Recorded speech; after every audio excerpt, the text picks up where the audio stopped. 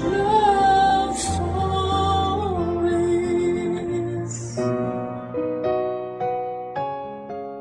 Hindi makapipili ang puso kung kanino ito titibok. Mas lalong hindi kayang piliin ng puso kung sino ang hindi nito dapat na ibigin. Ikaw, kaya mo bang turuan ang puso mong magmahal ng isang taong sa tingin mo ay dapat para sa'yo? Kung meron mang isang katotohanan na laging naipamumukha sa atin, yun ay yung hindi natin kailanman pwedeng turuan ng ating puso. Hindi natin ito pwedeng diktahan na magmahal ng isang tao na sa tingin natin ay dapat nating mahalin. Hindi natin ito pwedeng turuang limutin ng isang taong hindi pala para sa atin. Ito ang katotohanan. Isang katotohanan na pilit pa rin nating kinakalaban kahit alam nating patuloy lang tayong matatalo. Ang ating kwento ngayong araw ay kwentong pinadala ni Paulo, isang lalaking sumubok na piliing wag mahalin ang taong hindi para sa kanya. Isang lalaking sumubok kalabanin ang nararamdaman dahil alam niyang hindi dapat. Magwagi nga kaya siya o baka mas lalo lang itong matalo sa katotohanan na hindi nga natin pwedeng turuan ang puso. Dahil oras na gawin natin ito, mas lalo itong nagiging porsigidong piliin at gawin ang gusto nitong mangyari. Handa ka na bang makarelate sa kanya? Minsan ba sinabihan mo na ang puso mong huwag magmahal ng taong hindi dapat? Ano ang naging sagot sa'yo? Nanalo ka ba? O ang puso mo? Si Paulo kaya, sino ang nanalo sa kanyang kwento? Alamin natin yan sa mga kwento ng pag-ibig, buhay at pag-asa sa nangungunang Barangay Love Stories. Dear Papa Dudut, hindi naman masama ang magmahal. Minsan mali lang talaga ang napipili nating mahalin. Magandang araw po sa iyo, Papa Dudut. Ako nga pala si Paulo. Kasalukuyan ay nasa edad na 25 na. Gusto kong ibahagi sa inyo ang aking kwento. Ang kwento ko ay kwento kung paano ako umibig sa hipag ko. Siya si Malaya, mahal ko siya. Kaya ba akong pagbigyan ng Diyos na mapasa akin siya? 10 taong gulang pa lang ako noon nang makilala ko si Malaya. 25 anyos ito kaedad ng aking Kuya Harold. Naalala ko pa umaga noon nang dalhin siya sa bahay ni Kuya para ipakilala sa amin ni na Mama. Alalang-alala ko pa ang kanyang magandang mukha. May hawigan ito noon kay Sanya Lopez. Morena ito at may katangkaran. Mas matangkad nga ito kay Kuya. Nakita ko noon kung gaano nahirapan si Kuya na akbayan si Malaya habang pinapakilala noon sa aming magulang. Pinagmasdan ko ang aking mga magulang habang pinapakilala ni Kuya si Malaya. Alam kong bata pa ako noon, pero alam ko at ramdam ko na hindi nila gusto si Malaya. Hindi dahil sa masama ang ugali niya, kundi alam nila na tulad ni Kuya, magiging palamunin din noon sa bahay si Malaya. Wala kasi noong trabaho si Kuya at umaasa lamang ito noon sa aming mga magulang. Batugan siya kaya naintindihan ko kung hindi naging mainit ang pagsalubong nila kay Malaya. Mula noong araw na yon, Papa Dudut, naging parte na ng aming bahay si Malaya. Nagtana na kasi sila ng aking Kuya. Tuwang-tuwa ako. Ang gaan kasi ng pakiramdam ko kay Malaya. Nakadagdag pa ang angkin nitong kagandahan. Naging crush ko siya at inaamin ko yon. Hindi naman masamang magkagusto sa kanya kahit hipag ko siya. Iniisip ko noon na hindi ko naman siya aagawin sa kuya ko. Iniisip ko na rin na hindi naman ako magugustuhan ni Malaya. Sino ba naman kasi ako noong panahon na yon? Patpating bata lamang ako, madalas sa sipunin at hindi pa maayos ang buhok ko. Hindi rin ako mahilig maligo at madalas ay may mantsa ang aking mga suot. Pakiwari ko ay kahibangan kung iisipin kong pwede akong magustuhan ng hipag ko. Kanina mo pa ako sinisilip-silip dyan, Paolo. May gusto ka bang sabihin sa akin? O teka, huwag kang magtago uli. Para ka namang bubwit dyan. Di kita tatapakan. Mas lalong di kita ipapakain sa pusa. May kailangan ka ba? Paulo, huwag ka nang mahiya. 3 buwan na akong nandito sa bahay niyo. Sabihin mo kung may gusto ka. Gusto mo ba ng juice? Pwede kitang ipagtimpla kung gusto mo. Papunta rin naman ako sa kusina. O baka gusto mong may abutin ako. Ano ba yon? Wala po. Sa wakas, nagsalita ka rin! Mula nung dumating ako rito, di mo pa ako kinakausap. Hindi naman mabaho ang hininga ko. Ganyan. Gusto ko yung ganyang tawa mo. Sabi ng nanay ko, kapag komportable ka na sa isang tao, kaya mo na raw tumawa sa harapan niya. Parinig nga uli ng tawa mo. Komportable ka na nga. Halika nga rito at samahan mo ako. Ilang taon ka na pala? 10. Wow, 10 taon ka na. Grabe, ang tangkad mo para sa edad mo Parang next year mas mauunahan mo pang tumangkad ang Kuya Harold mo. Huwag mo akong isumbong baka naman may girlfriend ka na. Paano magkaka-girlfriend yan naiihi pa yan sa kama, lalo tuwing maulan? Nakakagulat ka naman. Bigla ka na lang sumusulpot dyan. Ano bang sinasabi sa'yo ng kapatid ko? Wala naman, mag-uusap lang sana kami. Hoy Paolo, kwento mo kung paano mo ako lagi nababasa ng ihi mo. Kuya! Alam mo dati may double deck kami. Yun ang tulugan namin sa kwarto. Doon sa itaas, ako naman sa ibaba. Kahala ko nun laging umuulan. Kahala ko nun may problema ang kisame namin Yun pala, nananaginip yan si Paolo ng gripo o kaya swimming pool. Ayun, naiihiyan niya ako lagi. Kaya binaklas ni Papa yung double deck dahil nagreklamo na ako. Hindi ba Paolo? Alam mo, Paulo, tingnan mo ang ginawa mo. Pinahiya mo ang kapatid mo. Hindi yan. Kung kailan napaamo ko na siya, saka mo pa naisip na ipahiya. Hayaan mo na nga siya. Halika na lang sa kwarto at ipapakita ko sa'yo kung saan siya naiihi nun. Yun ba talaga ang plano mo? Siyempre, may iba pa ba? Ay, ano ba yan? Mamaya dumating yung magulang mo Halika na kasi sa kwarto para hindi tayo mahuli.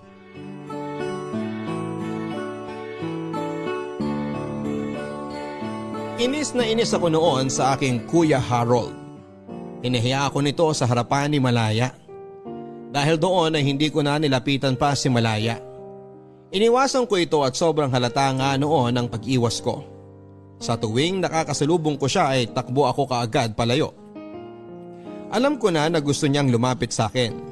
Pero hindi ko kaya pang lumapit sa kanya dahil nga sa ginawang pagpapahiya sa akin ni Kuya. Kung bakit naman kasi sa dinami-rami ng maaalala ni Kuya. Yung pag-ihi ko pa talaga sa kama. Hindi ko naman makontrol ang sarili ko na huwag maihi sa kama. Naisip ko na normal lang naman yon sa mga batang katulad ko. Naisip ko nga rin na ikwento ko kaya kay Malaya ang mga nakakahiyang ginawa ni Kuya noong bata pa ito para patas na kami. Isang araw ay hindi ko na siya nagawang iwasan pa. Nilapitan ako nito habang gumagawa ako ng merienda ko sa kusina.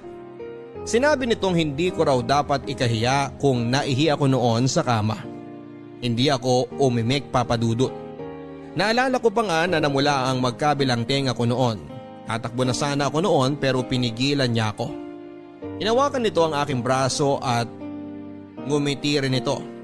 Sinabi niya kahit siya noong bata pa raw ay naihi din sa kama. Ang dami pa niyang kinuwento noon na mas nakakahiyang nangyari sa kanya noong bata pa lamang siya. Ginawa niya yon para maramdaman kong hindi lang ako ang may nakakahiyang alaala ng pagkabata. Mula nga noon ay naging okay na ulit kami. Mula noon ay mas lalo ko siyang hinangaan. Sa pagdaan ng mga araw, gumawa ako ng magagandang bagay para kay Malaya. Lagi ko itong kinukuhanan ng manggang kalabaw. Naalala ko pa na dinadayo ko pa noon ang bahay ng aking kaklase na may puno ng manggang kalabaw. May puno naman kami ng mangga dati, pero mas maasim kasi yung sa kaklase ko. Mas gusto kasi ni Malaya yung ganon. Tuwang-tuwa nga ito noon kapag may bitbit ako na mangga pagka uwi ko galing sa eskwela. Ako rin ang gumagawa ng sausawan niya. Toyo na may siling durog. Inihigo pa niya ang sausawan kapag naubos na niya ang mangga.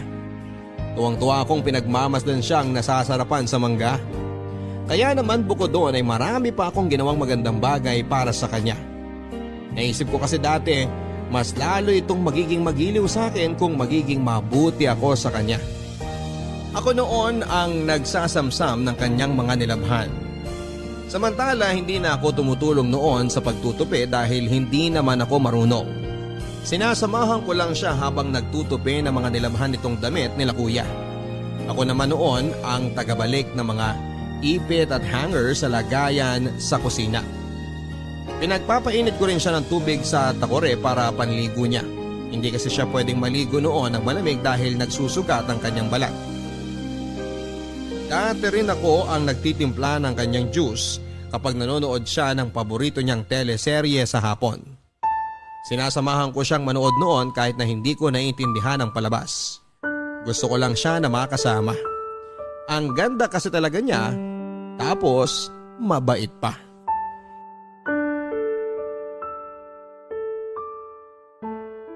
Paano to ngayon? Anong paano na to ngayon? Siyempre papalaglag natin, ano pa nga ba? Sarili mo tong anak! Hindi pa yan bata, dugo pa lang yan. Di ko kaya ang gusto mo mangyari. Dugo man to, pero may buhay pa rin to. Isipin mo na lang na regla lang yan. Regla lang na kailangan mong alisin sa katawan mo dahil hindi importante. Hindi kailangan ng katawan mo para maginawaan ka. Hindi ko alam kung paano ka nakakapagsalita ng ganyan. Hinaan mo nga yung boses mo. Baka may makarinig. Mamaya andyan lang sa paligid si Paulo at isumbong tayo kay na mama. Ayokong patayin ang anak ko. Ang anak natin. Sabihin na lang natin sa kanila. Matatanggap naman nila to, kadugo naman nila to eh. Kilala ko ang magulang ko. Alam kong hindi nila tatanggapin yan dahil pareho tayong palamunin dito sa bahay. Tapos magdadagdag pa ako ng isa? Hindi naman magiging palamunin ng bata. Dedede siya sa akin at... Alam nga naman pag 15 anyos na yung batang yan, dedede pa rin sa'yo. Mag-isip ka ng ibang plano. Di ko gusto ang unang plano mo. Wala nang ibang plano. Yung una lang ang gagawin natin. Ipalalaglag natin yung dugo na yan bago pa tumindi ang kapit niyan. Hindi. Ayoko. Ako ang masusunod dahil ako ang ama niyan. Ako ang masusunod dahil ako ang ina nito. Matigas ang ulo mo? Matigas ang tuso mo. Kung di mo kayang panindigan to, kung natatakot ka sa magulang mo, sige, aalis na lang ako. Bubuhayin ko tong batang to kahit wala ka.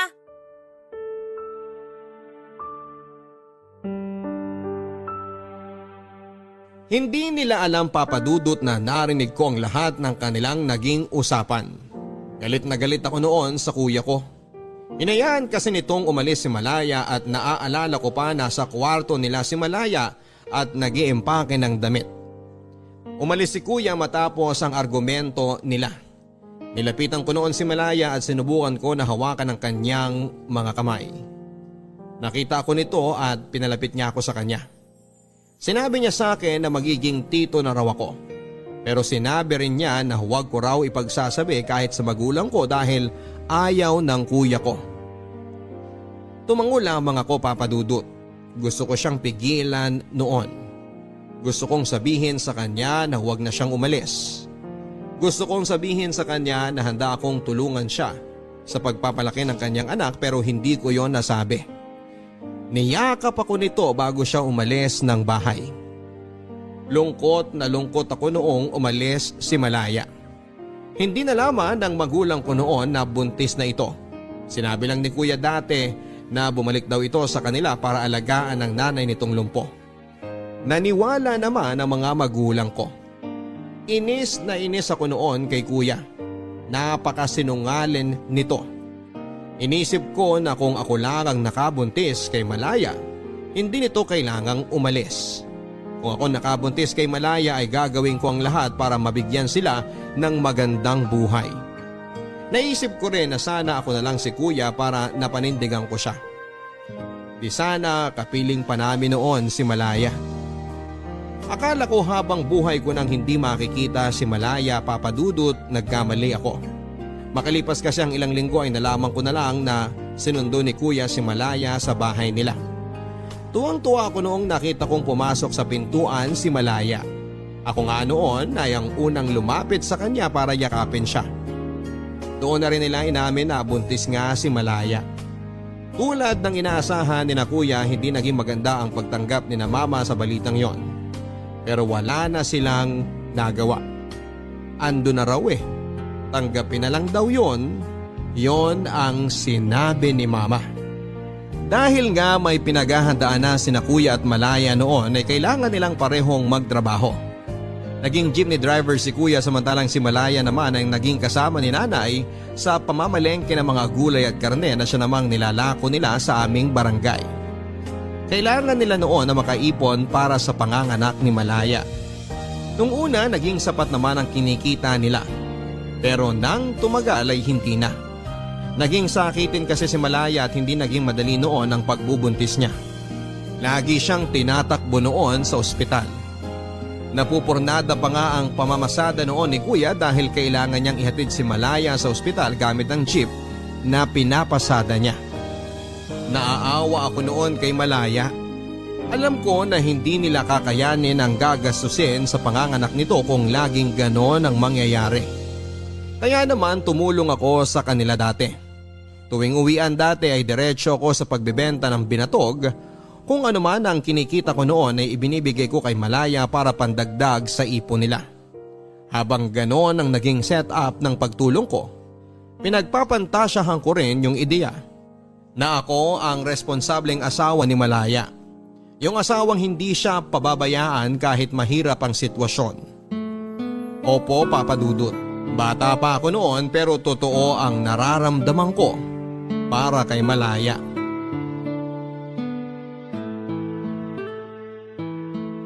Oh, nag-abot ka na naman ng pera sa akin, Paulo. Wala po yan, ate. Dagdag mo na lang po sa ipon niya ni Kuya para kay baby. Yan din ang sinabi mo sa akin nung nakaraan. Ayoko nang tanggapin to. Bakit naman po? Hay, saan muna to galing?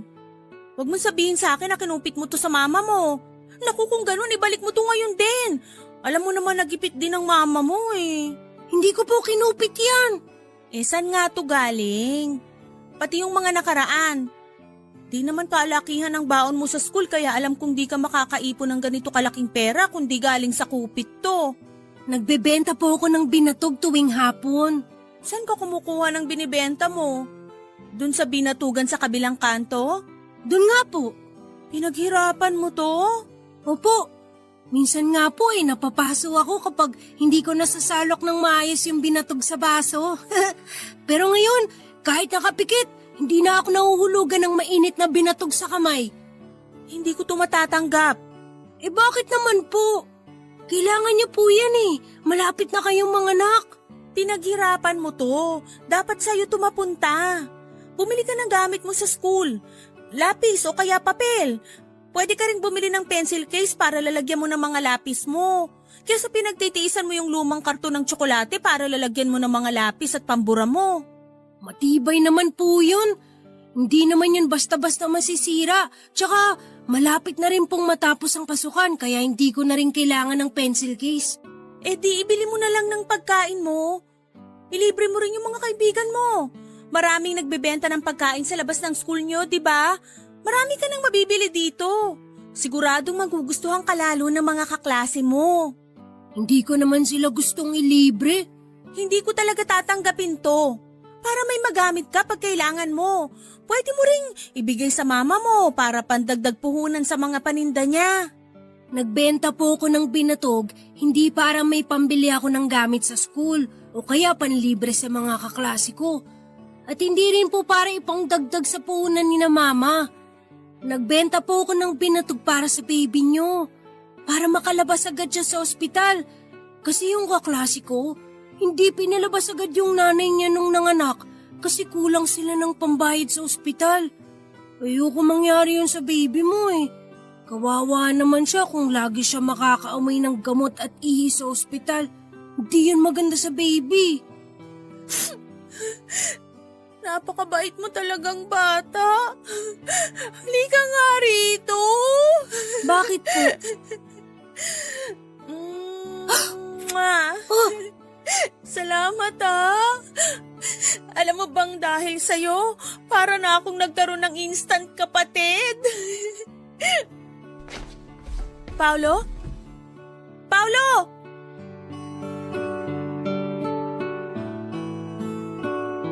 Tumakbo ako noon matapos akong halikan sa pisngi ni Malaya.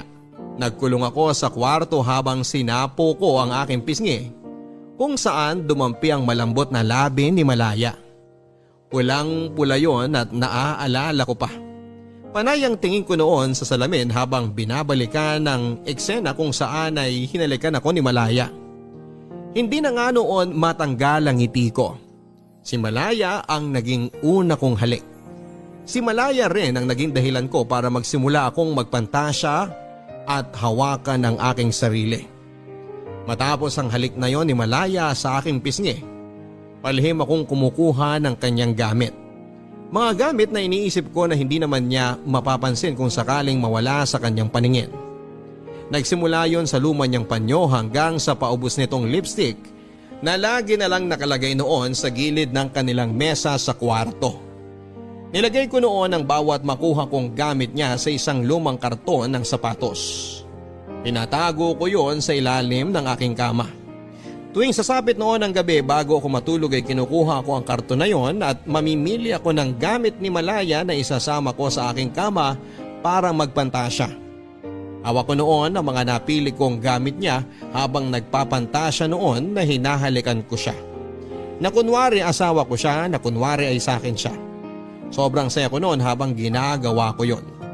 At kapag natapos na ako, agad-agad akong makakatulog noon habang hawak ko ang gamit niya. Akala ko noon ay hindi ako mahuhuli sa ginagawa ko. Pero nagkamali ako dahil sa pagiging pakialamero ng aking kuya.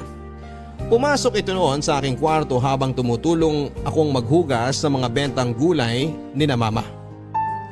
Kinalkal niya ang mga gamit ko at nagkataong hindi ko na ibalik agad sa ilalim ng aking kama ang karton ng sapatos na yon. Nakita ito ni kuya at agad akong kinumpronta. Hoy Paolo, Ano po yung kuya? anong ginagawa ng mga gamit ni Malaya sa kwarto mo? Po? Anong gamit? Naalala mo yung panyong bigay sa'yo ng nanay mo? Yung may burda ng pangalan mo? Kinuha ni Paolo. Totoo ba yon, Paulo? At yung lipstick mo na sana ay gagamitin mo nung papunta tayo sa check-up mo, andito rin sa karton ng sapatos na to kung saan niya tinatago yung iba pang gamit mo. Paulo, bakit mo kinuha yung mga gamit ko? Anong gagawin mo dito? Oo nga Paolo, anong gagawin mo sa lipstick? Bakit? Bakla ka ba ha? Hindi po kuya. Anong gagawin mo sa lipstick? Umamin ka na kasi. Hindi po ako bakla kuya. Ate Malaya. Di klepto ka lang ganon. Sadyang makati ang kamay mo. Gusto mo isumbong kita kay Papa para hatawin ka ng walis? Harold, di na kailangan gawin yan. Huminahon ka nga. Paano ko hihinahon? Ang bata-bata pa niya magnanakaw na. Sa ngayon, maliliit na bagay lang ang kinukuha niya. Sa susunod, paano kung yung cellphone mo na? O kaya pera na? Paano kung isang araw sa kapitbahay na siya magnakaw? Hindi naman siguro. Anong hindi naman siguro? Nakita mo naman ang mga kinuha niya sa'yo. Ano ba tawag mo rito? Di ba magnanakaw? Hindi nga po ako magnanakaw. Anong tawag mo sa'yo? Kung hindi ka magnanakaw, isipin kong bakla ka dahil puro gamit pang babae ito kinuha mo. Hindi rin po ako bakla. Bakit mo nga kinuha itong mga gamit ni Malaya? Kasi crush ko po siya. Paulo, anong... Aba, binata na! Malaya, ikaw kasi ang ganda mo masyado. Tingnan mo, pinagnanasaan ka na ng kapatid ko. Harold, ano ba? Paulo!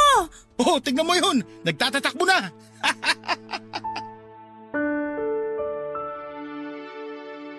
Umalis ako noon ng bahay sa sobrang hiya. Ayoko na nga noon bumalik. Napaamin ako ng hindi oras kay Malaya at panayang suntok ko noon sa ulo ko. Inis na inis ako sa sarili ko, papadudot, kung bakit hindi ko tinikom ang aking bibig. Bakit ba ako umamin kay Malaya? Sa harapan pa ni kuya na asawa niya. Ilang oras ako naglakad-lakad kung saan-saan para makaiwas kay Malaya. Iniisip ko na umuwi kapag alam kong nasa kwarto na ito. Pero paggabi na rin noon, natakot na akong gumala pa. Kaya naman nagpasya na akong umuwi na lamang papadudot. Bahala na, yun ang sinabi ko sa sarili ko. Nang nakauwi na ako ay naabutan ko si Malaya na nasa sala. Wala sina kuya at mga magulang ko. Nasa kwarto na sila noon at nagpapahinga na. Tatakbo na sana ako noon papunta sa aking kwarto nang pisilin ni Malaya ang braso ko. Ang sarap sa pakiramdam ng pagkakahawak niyang yon. Pinaupo ako nito sa kanyang tabi. Minitian niya ako at hindi ako makatingin sa kanya ng diretsyo. Sa sahig ako nakatingin habang nagsasalita ito. Sinabi niyang hindi ko raw kailangang mahiya kung may gusto ako sa kanya. Dagdag pa niya na normal lang daw yon sa pagbibinata. Tumango lamang ako dahil hindi ko alam kung ano ang pwedeng sabihin sa kanya. Nang tinanong niya ako kung gusto ko na raw bang pumunta ng kwarto ko ay tumango ako. Tatakbo na sana ako noon dahil akala ko ay tapos na siya nang sasabihin niya. Pero pinigilan niya akong muli. Nang tignan ko siya ay inabot niya sa akin ang panyo niya. Yung panyo na kinuha ko sa kanya. Yung may borda ng pangalan niya. Tumingin ako sa kanya at nagtanong ang aking mga mata. Ngumiti ito at sinabing sa akin na lang daw yon at sinabi pa niya na bigay yon ng nanay niya sa kanya. Aniya mas maaalagaan ko raw kaya ibibigay niya sa akin. Kinuha ko yon sa kanya at saka tumakbo papunta sa aking kwarto. Muli ay nagpantasya ako sa kanya habang hawak noon ang panyong bigay niya. Makalipas noon ng ilang buwan ay nakapanganak na si Malaya. Isang napakalusog na sanggol na lalaki. Tinutokso nga nila ako noon na kamukhang kamukha ko raw ang aking pamangkin. Sinabi rin ni Malaya na posibleng araw na maging kamukha ko ang anak nila dahil ako ang madalas na nakakasama niya sa bahay. Napaglihian daw niya ako at tuwang-tuwa ako noon. Para bang pakiramdam ko ako ang tatay ng anak ni Malaya. Tinatanong pa nga ni Malaya kung ano raw ang pwedeng ipangalan sa anak nila. Sinagot ko noon na Pau Pau, sunod sa aking pangalan. Ang akala ko noon ay pagtatawanan lang nila ang sinabi ko, pero natuwa si Malaya. Sinabi niyang Pau Pau na lang ang palayaw ng kanilang anak. Ako ang pinaka natuwa noon. Sinunod sa akin ang pangalan ng pamangking ko. Madalas ako ang nag-aalaga noon sa anak nila. Nagkataon kasi na bakasyon sa school at imbes na makipaglaro sa mga bata, ay madalas na pinipili kong magtimpla ng gatas ni Pau Pau. Hindi kasi nagpapadede si Malaya. Bukod kasi sa hindi masyadong naging marami ang gatas nito sa kanyang dibdib, ay kinailangan din ito na magtrabaho bilang sekretarya sa aming barangay hall. Kaya nga tulad ng sinasabi ko sa inyo, ako ang madalas na nag-aalaga kay Pau Pau. Kahit noong balik eskwela na dahil pasukan na naman, lagi pa rin ako nagmamadaling umuwi para maalagaan si Pau Pau. Ginagawa ko yon, papadudot, hindi dahil inutusan nila ako, kundi dahil gusto ko ang hipag ko. Hindi na ako noon nagbebenta ng binatog, wala na rin kasi akong oras. Kahit sayang ang kikitain ko noon ay mas pinipili kong mag-alaga na lang ng bata. Wala rin kasing mapag-iiwanan kay Pau Pau kundi ako lamang. Si kuya naman ay tuloy pa rin ang pagiging jeepney driver noon. Madalas ay konti lang ang naiuwi niyang pera. Di dahil mahina ang pasada, kundi dahil bili ito ng bili ng mga gamit niya para sa sarili niya at hindi para kay baby Pau Pau. Noong napansin kong naging ganito na si kuya ay napilitan akong ibenta noon ang mga gamit ko. Tulad ng comics, iba pang damit na niregalo sa akin ng aking mga ninong at ninang. Pati na rin ang iba kong laruan. Inipon ko ang pera at ibinigay ko kay Malaya. Oh, para saan tong pera? Pambili po ng kailangan ni Pau Pau. Naku nagbebenta ka na naman ba ng binatog? Hindi na po. Nakahanap na po ako ng kapalit ko. Saan mo nakuha tong pera? Nagbenta po ako. Anong binenta mo? Wala po. Mga lumang laruan na hindi ko na nagagamit. Malaking pera to. Alam kong di lang to galing sa pagbebenta mo ng laruan. Pati na rin po ng mga luma akong damit. Bakit ka nagbenta ng mga damit mo? Paano kung hanapin ng mama mo yung mga yon? Paano kung wala ka nang maisuot sa school? Marami po akong damit. Saka sa Pasko, sigurado mapupuno na naman ang damitan ko dahil reregaluhan na naman ako ng mga ninong at ninang ko ng mga bagong damit. Ay, ano pang binenta mo? Yung mga lumang comics ko po. Teka, di ba koleksyon mo yun?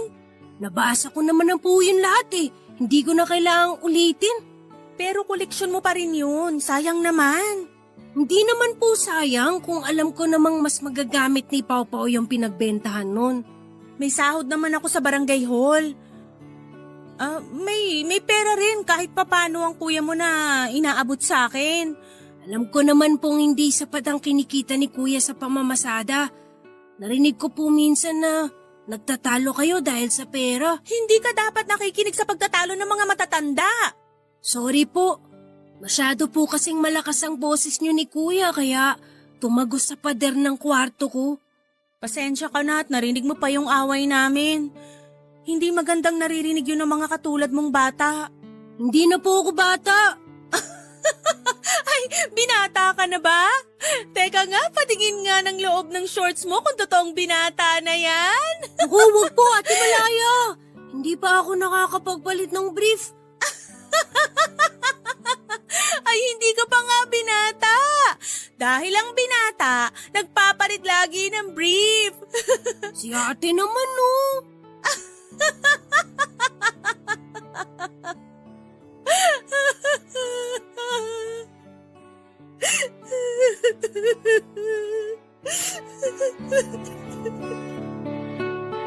Nagulat na lamang ako nang biglang umiyak si Malaya. Hindi ko alam ang gagawin ko noon. Iniisip ko na talaga atang may problema sila sa pera kaya siya napaiyak ng ganon. Pero hindi pala. Iba palang naging dahilan ng pag-iyak ni Malaya. Nalaman kong bukod sa problema nila noon sa pera ay may babae din si kuya. Narinig ko na nag-uusap sina mama at Malaya. Umiiyak din noon si Malaya habang dinedetalye kay mama kung paano nito nahuli si kuya na may ibang babae. Nabasa raw ni Malaya noon sa cellphone ni kuya ang malaswang usapan nila nung babae. Nanginginig noon si Malaya habang nagkikwento at binabalikan ang kaganapang yon. Awang-awa ako kay Malaya habang pinakikinggan ko siya. Sinabi niya kay mama na aalis na lang daw siya. Sinabi niya na hindi raw niya kaya ang lokohin na lang ng ganon. Pinigilan siya ni mama at sinabi niyang bigyan pa raw ng tsansa si kuya at magbabago pa raw ito. Hindi naman kumbinsido noon si Malaya. Desidido na itong umalis pero nakiusap si mama. Sinabi niyang kawawa naman daw si Pau Pau kung lalaki itong walang kapiling na ama. Doon na kumalma noon si Malaya. Natamaan siya sa sinabi ni mama. Dahil doon ay nanatili si Malaya sa bahay kahit na hirap na siya sa kanyang sitwasyon. Tinikom ni Malaya ang kanyang bibig tungkol sa pambababae ni kuya. Alang-alang kay Pau Pau ay nagtiis si Malaya. Naging madalas din ang away nila noon ni kuya at lagi ko dating naririnig. Narinig ko noon kung paano siyang paulit-ulit na minumura ni kuya. Iyak lang ang naging sagot noon ni Malaya at awang-awa ako sa kanya, Papa Dudut. Kung pwede lang ako makialam sa kanila ay ginawa ko na. Pero dahil bata pa ako noon at hindi dapat makialam sa away ng matatanda ay mas pinili kong makinig na lamang at ipagdasal na malampasan niyo ni Malaya. Isang araw ay nawala na lang na parang bula si kuya. Nalaman namin na sumama na ito sa kanyang babae. Panay ang iyak noon ni Malaya at aalis na sana talaga siya sa bahay namin pero pinigilan siya ni mama. Ang sabi ni mama kahit wala na si kuya, dapat manatili pa rin si Malaya sa bahay dahil parte na siya ng pamilya namin. Natuwa ako sa mga sinabi ni mama. Tulad ko ay napamahal na rin siya kay Malaya. Sino ba naman kasing hindi magmamahal kay Malaya? Napakabait nito. Hindi ko talaga alam kung bakit nagawa ni kuya ang mga bagay na yon kay Malaya.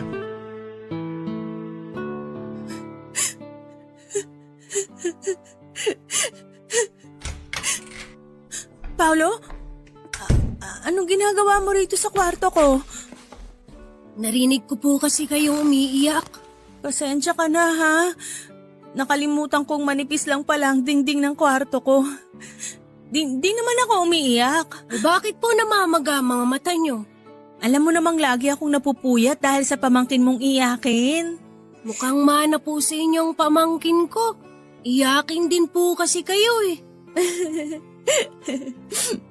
Siguro nga. Kailangan nyo po ba ng kausap? Hindi na. Bumalik ka na sa kwarto mo. Alam kong may klase ka pa bukas. Maaga pa naman po. Tsaka hindi po ako makatulog eh. Busog din kasi ako. Ang sarap po kasi ng niluto nyo kanina. Naparami ako ng kain. Ang hirap tuloy matunawan.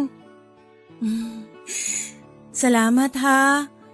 Buti ka pa nasasarapan sa luto ko. Samantalang Si kuya, hindi po. Ay, kung nasasarapan siya sa luto ko noon, baka di siya sumama sa ibang babae. Sa tingin mo? Huwag niyo na po sanang sisihin ang sarili niyo sa ginawang desisyon ni kuya. Mahina talaga si kuya sa pagdedesisyon. Laging mali. Di ba? Nasabi na yun sa inyo ni na mama. Alam ko namang pinapagaan niyo lang ang loob ko dahil sa ginawang pag-iwan sa akin ng kuya mo. Ayaw lang kasi namin na nakikita kang umiiyak. Balang araw, kapag di ko na mahal ang kapatid mo, titigil na rin ako sa pag-iyak. Di mo na maririnig sa kwarto mo ang pag-iyak ko. Makakatulog ka na ng mahimbing. Eh kailan yung hindi mo na siya mahal? Hindi ko alam. Wala namang kasing switch button ng pagmamahal. Para kung ayaw mo nang mahalin ng isang tao, pwede mo nang i-off, ganun. Hindi ko po kasi maintindihan eh. Balang araw, kapag nagmamahal ka na, maiintindihan mo kung anong sinasabi ko sa'yo. Sa ngayon, gusto kong humingi ng tawad sa'yo kung bakit di ko basta-basta makalimutan ang kapatid mo.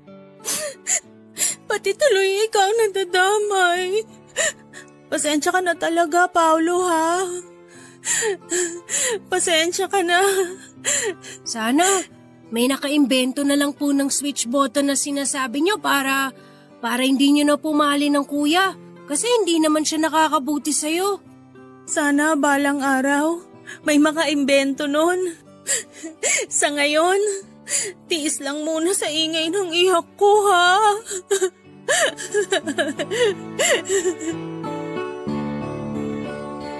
Naisip ko nga noon, Papa Dudut, na sana ay may switch button ng puso para matigilan na ni Malaya ang pagmamahal niya kay kuya.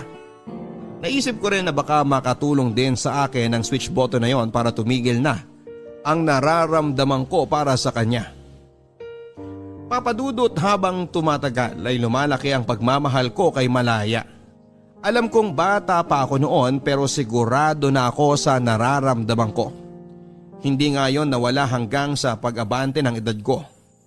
Mas lalong napapamahal ako sa kanya dati habang tumatagal dahil mas naging malapit kami noon sa isa't isa. Dahil wala na nga noon si kuya sa buhay niya, ako na ang humahalili para alalayan siya sa maraming bagay. Tumayo ako na parang batang ama sa kanilang anak na si Pau Pau. At masasabi ko noon na wala akong ibang gustong sitwasyon kundi ang maging pamilya kaming tatlo ni na Malaya. Sa aking pagbibinata, wala akong ibang naging gusto kundi si Malaya lang. Siyempre, hindi ko yon sinabi sa kanya. Bukod sa alam kong torpe ako ay alam ko rin na hindi magandang tignan. Naging asawa siya ni kuya, nanay siya ng pamangkin ko. Tinago ko noon ang nararamdaman ko at wala akong naging balak gawin para malaman niya ang nararamdaman ko para sa kanya. Tuwing nag-uusap kami noon kung may babae na ba akong natitipuhan ay panayang iwas ko. Hindi ako magaling magsinungaling at alam kong konting udyok pa ni Malaya ay mapapaamin ako. Wala akong naging karelasyon noon at parehas kami ni Malaya. Tinatanong ko siya kung bakit hindi pa siya makipagrelasyon. Sinabi naman ni na mama na pwede naman siya magkaroon ng ibang boyfriend para maging masaya naman daw siya. Pero umiling lang noon si Malaya. Hindi rin ito nagbigay ng sagot sa akin.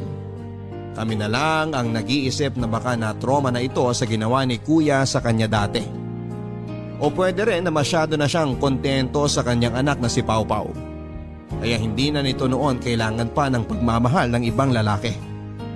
Nakuha ko ang totoong sagot kay Malaya kung bakit wala pa siyang nagiging karelasyon noon.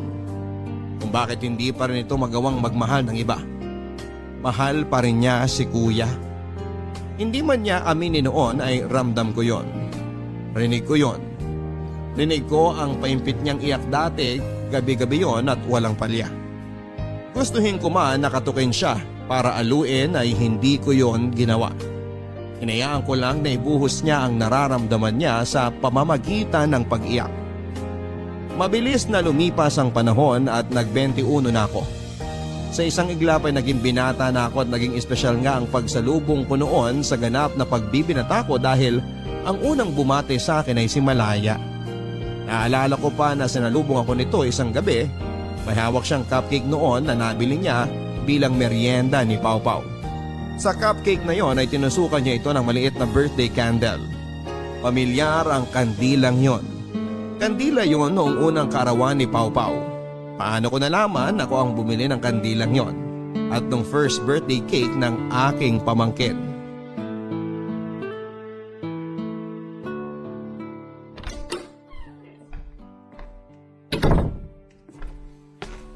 Happy birthday, Paolo!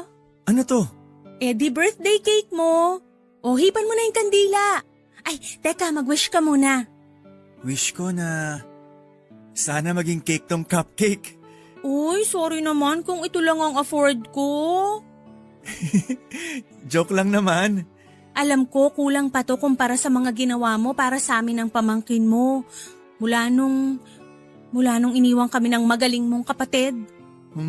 Mukhang nangangamoy ang palayang durog na naman po ang hangin. Uy, di na ako bitter ah. Ikaw? Di ka na mabiro. Pero seryoso, ayos na sa akin tong cupcake na to. Wala naman akong gusto na kahit na ano ngayong birthday ko eh. Kontento na ako sa inyo ni Pau Pau. At syempre sina Mama. Kung katulad mo rin lang ang kuya mo, sana andito pa yun ngayon. Hay, kung bakit naman kasi di na lang kayo nagkapalit ng kuya mo?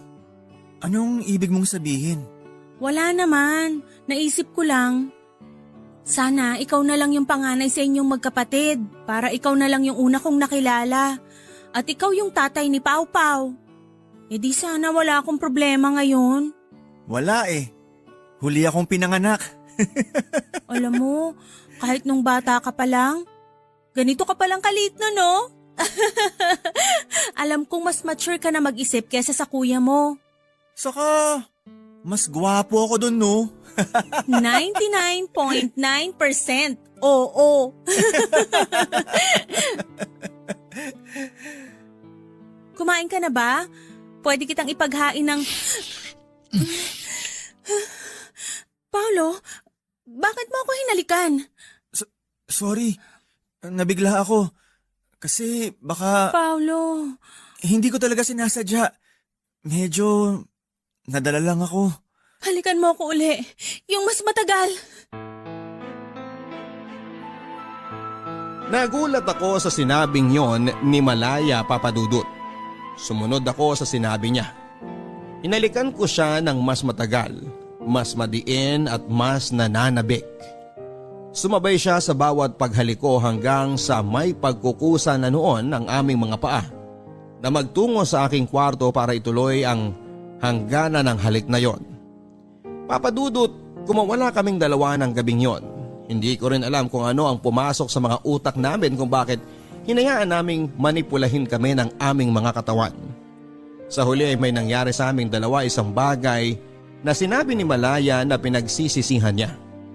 Habang nagbibihis noon ay sinabi ni Malaya na hindi raw dapat nangyari yon sa amin.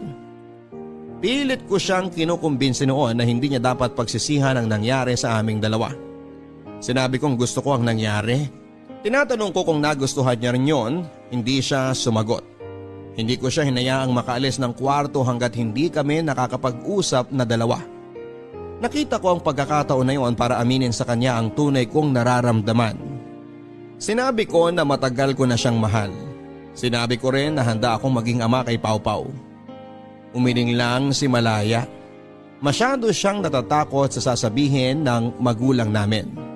Naisip ko noon na tama naman siya at hindi nga naman maganda kung pareho kaming magkapatid na tinuhog niya.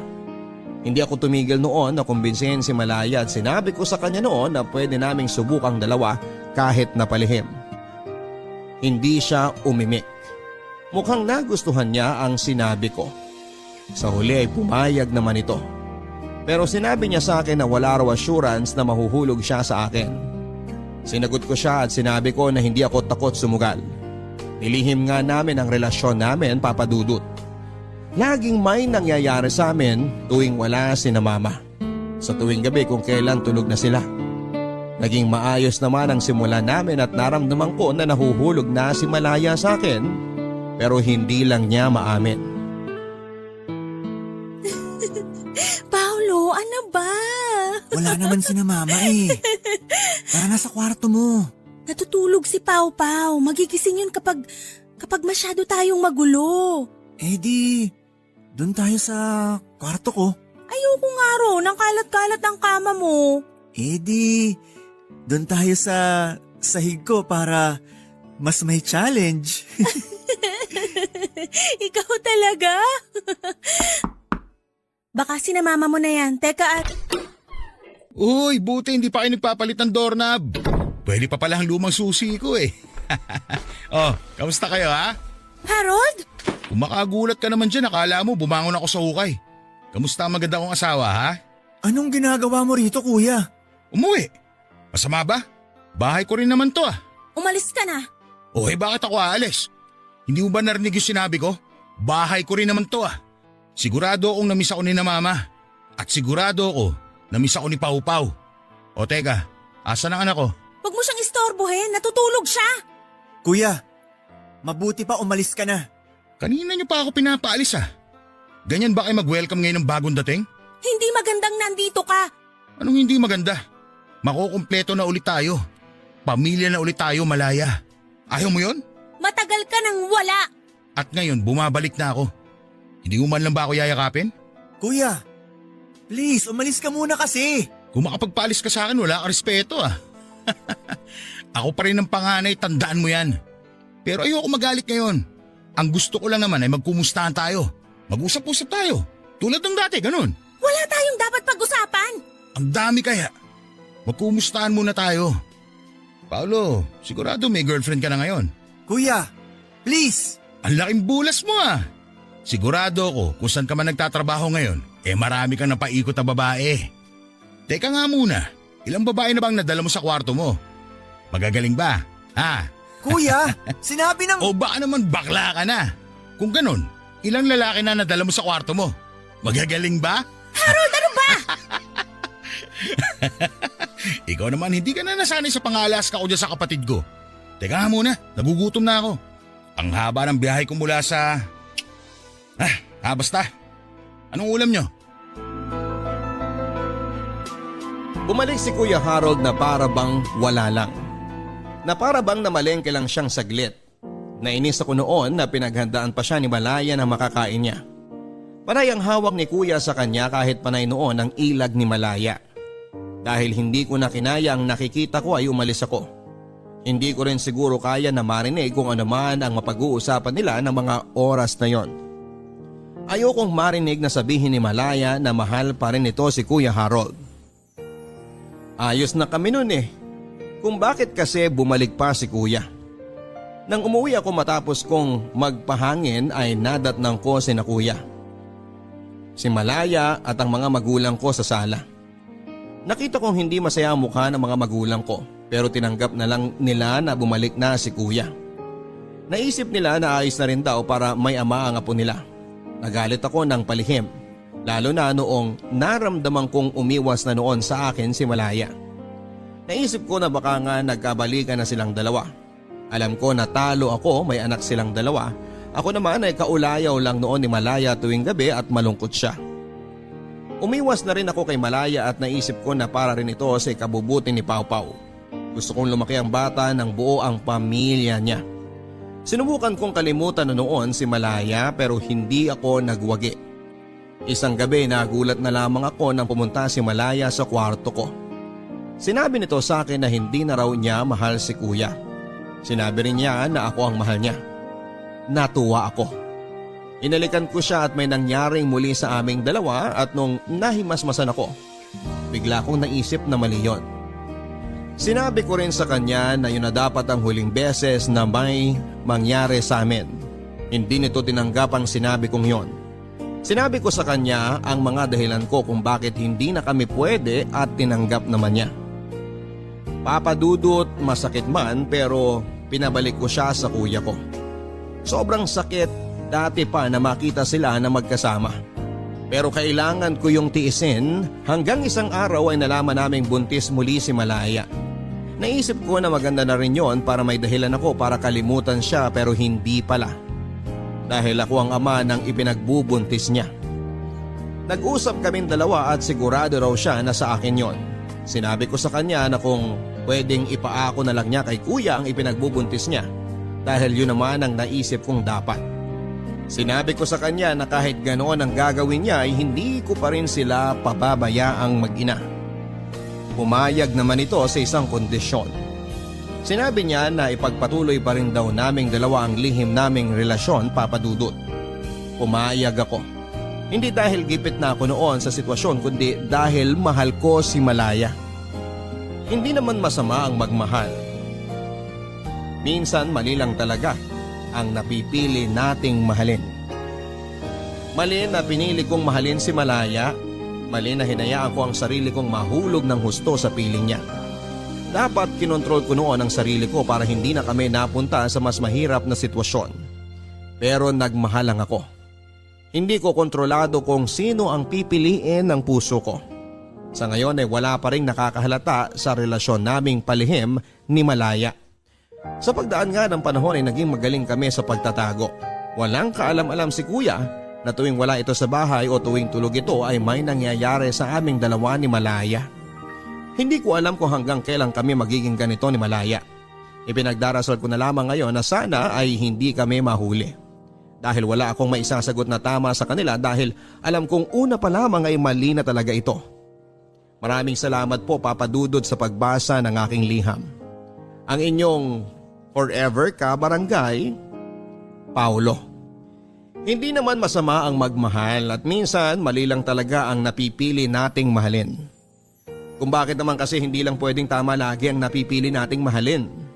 Kung bakit naman kasi may mali pa pagdating sa pag-ibig. Paolo, hindi madali ang sitwasyong napiling pagdalhan sa iyo matapos kang magmahal ng maling tao. Hindi ko rin masasabi kung paano ka totoong makakalaya sa sitwasyon mong yan kung sobrang inipit ka na ng sitwasyon. Hindi ko rin gustong sisihin ka pa sa mga nangyari dahil tapos na yon. At dapat matuto na lang tayo mula doon. Kung ano man ang kinakaharap mong sitwasyon na hiling ko na sana ay makaisip ka ng paraan para maitama mo ang lahat. Hindi ko pwedeng idikta sa iyo kung ano at papaano yon. Tanging ikaw lang ang nakakaalam kung ano ang pwedeng gawin sa nangyayari sa inyo. Hanggang sa muli mga kapuso, ako po si Papa Dudut sa mga kwento ng pag-ibig, buhay at pag-asa dito sa Barangay Love Stories number 1. Mga kwento ng pag-ibig, kwento ng pag-asa at mga kwento ng buhay dito sa Barangay Love Stories. Love Stories. Forever. Forever. Forever! Ever. Mga kwento ng pag-ibig, kwento ng pag-asa at mga kwento ng buhay dito sa Barangay Love Stories. Love Stories.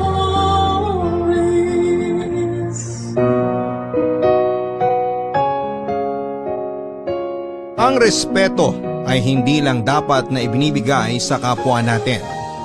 Dahil sa lahat ng oras, hindi ito dapat na mawala para sa ating sarili kung gusto nating irespeto rin tayo ng ibang tao. Ikaw, kapuso, hanggang saan ang kaya mong gawin para sa taong mahal mo? Kung hindi natin kaya ang respetuhin ang ating sarili, mawawalan din ang dahilan ang ibang tao na irespeto tayo. Ang respeto kasi parang pagmamahal na kailanman ay hindi natin dapat na ipinagdadamot sa ating sarili. Ang sulat na babasahin natin ngayong araw ay pinadala ng ating kabarangay na si Aya. Isang babaeng walang ibang ginawa kung hindi ang magmahal lang ng totoo.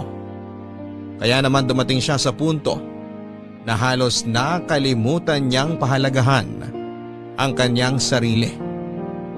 Ang palagi lang kasi niyang iniisip ay kung paano magiging masaya ang taong minamahal niya.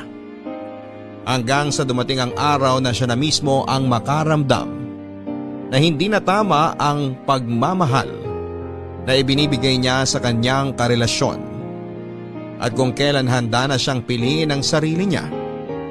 Saka naman siya mahihirapan dahil ayaw na siyang pakawalan ng karelasyon niya. Gusto mo na bang makilala si Aya at marinig kung paano siya nagsakripisyo para lamang sa taong mahal niya? Handa ka na bang mainis at maiyak sa kwento ng buhay niya?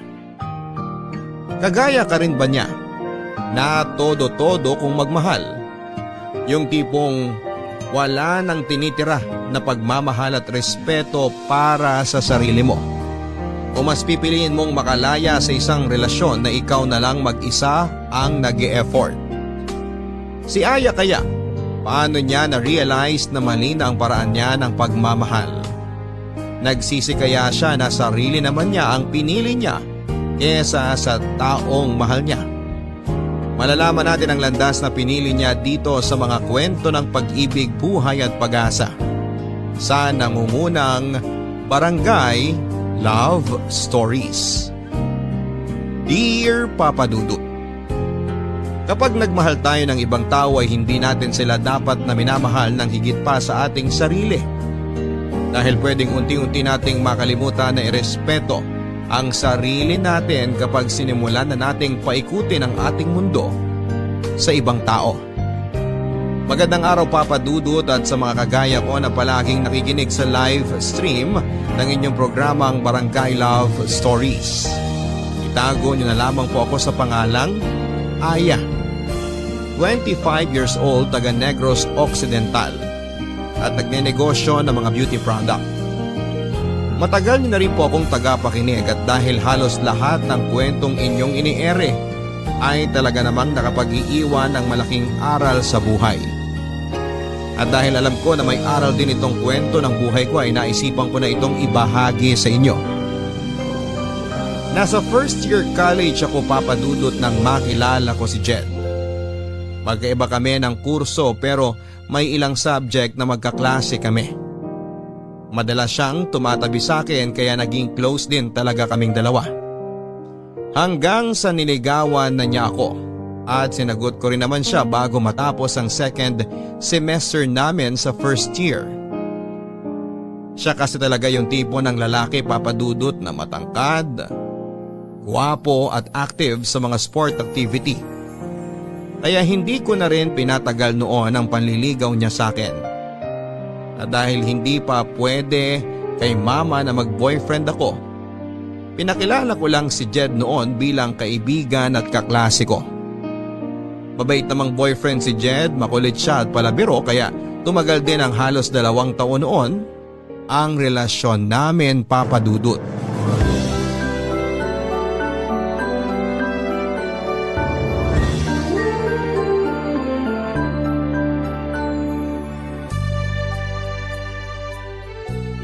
Grabe, babe! Ang ganda na pagkakasulat mo dito sa reaction paper ko. Hindi naman masyado. Sinimplihan ko na nga lang ang mga salita na ginamit ko dyan eh. Ang ganda kaya! Buti na lang talaga tinulungan mo ko dito. Kasi sobrang tamad ko talaga sa paggawa ng reaction paper eh. Iba kasi ang mga trip mo na gawin, babe. Saka dun ka mas active sa mga subject na may kinalaman sa sport. Kaya kinakatamaran mo lang talaga yung mga ganitong pagsusulat. Sa bagay, tama ka dyan. Pero babe, thank you talaga ha. Alam mo, kanina ka pa nagpapasalamat sa akin. Reaction paper lang yung ginawa ko kaya hindi mo kailangan na paulit-ulit na mag-thank you. Hindi lang naman ako nagta-thank you para sa reaction paper na yan eh. Eh para saan pa? Para sa pagiging best girlfriend mo sa akin. I love you, babe. I love you too, babe. Sobra. Pakis nga.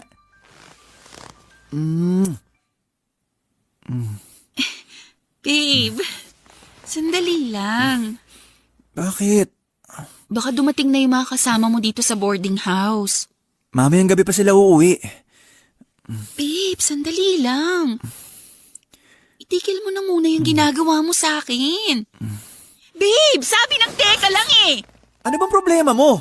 Bakit ka sumisigaw dyan? Hindi naman ako sumisigaw. Kasi naman, binubuksan mo na tong butones ng blouse ko. Ano naman? Boyfriend mo naman ako at girlfriend kita. Magto 2 years na nga tayo, tsaka dati na naman natin ginagawa to, babe. Oo nga, pero hanggang bewang lang yung kamay mo dapat. Sinabi ko na yun sa'yo, di ba? Bakit parang gusto mo nang ipasok sa loob ng blouse ko yung kamay mo kanina? Ang arte mo naman, Aya. Akala ko ba mahal mo ko?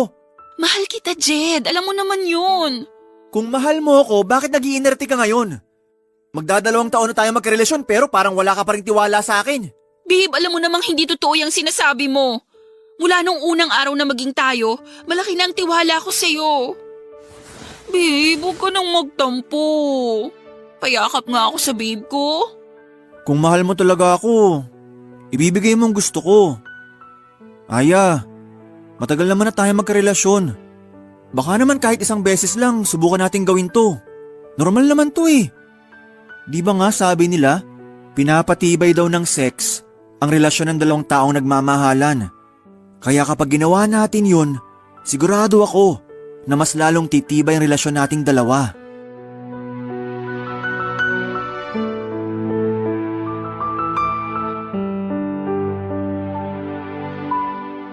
Papadudod, sinubukan ko pang tumanggi sa gustong mangyari ni Jed ng araw na yon. Pero tuluyan na rin akong bumigay at sinuko ang aking bataan sa kauna-unahang lalaking tinibok ng puso ko. At pagkatapos naming gawin ni Jed ang bagay na yon, mas naramdaman ko ang pagmamahal niya para sa akin. Siguro kasi nag-iba rin ang higpit ng yakap niya sa akin ng mga oras na yon. At kita ko sa mukha niya na sobrang natuwa siya dahil binigay ko na ang matagal na niyang hinihingi sa akin. Ang aking buong sarili. Ang sabi ni Jed ay isang beses lang naming gagawin yon, Papadudot. Isang beses lang kaming magsisiping dahil gusto niya lang daw talagang mas pagtibayin ito ang relasyon naming dalawa. Kaya lang sa tuwing magkasama kami sa boarding house niya at walang ibang tao doon, kung hindi kaming dalawa lang, ay madalas niya akong kinukulit na gawin namin ang bagay na yon. Ayoko na rin sanang ulitin namin yon pero hindi ko siya matanggihan. Lalo na kapag nagtatampo na siya.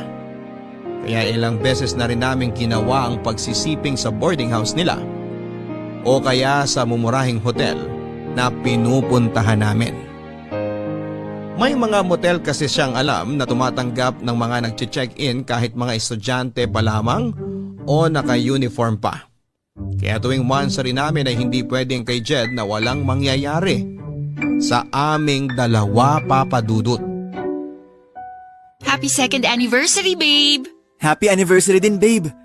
Thank you kasi pumayag ka na dito tayo sa motel mag-celebrate ng anniversary natin. Syempre naman, request mo to eh. Sa kabuti na lang din, isa lang ang klase ko ngayon. Kaya mas mahaba ang oras na magkasama tayong dalawa. Babe, sana hindi ka magsawa sa akin ha.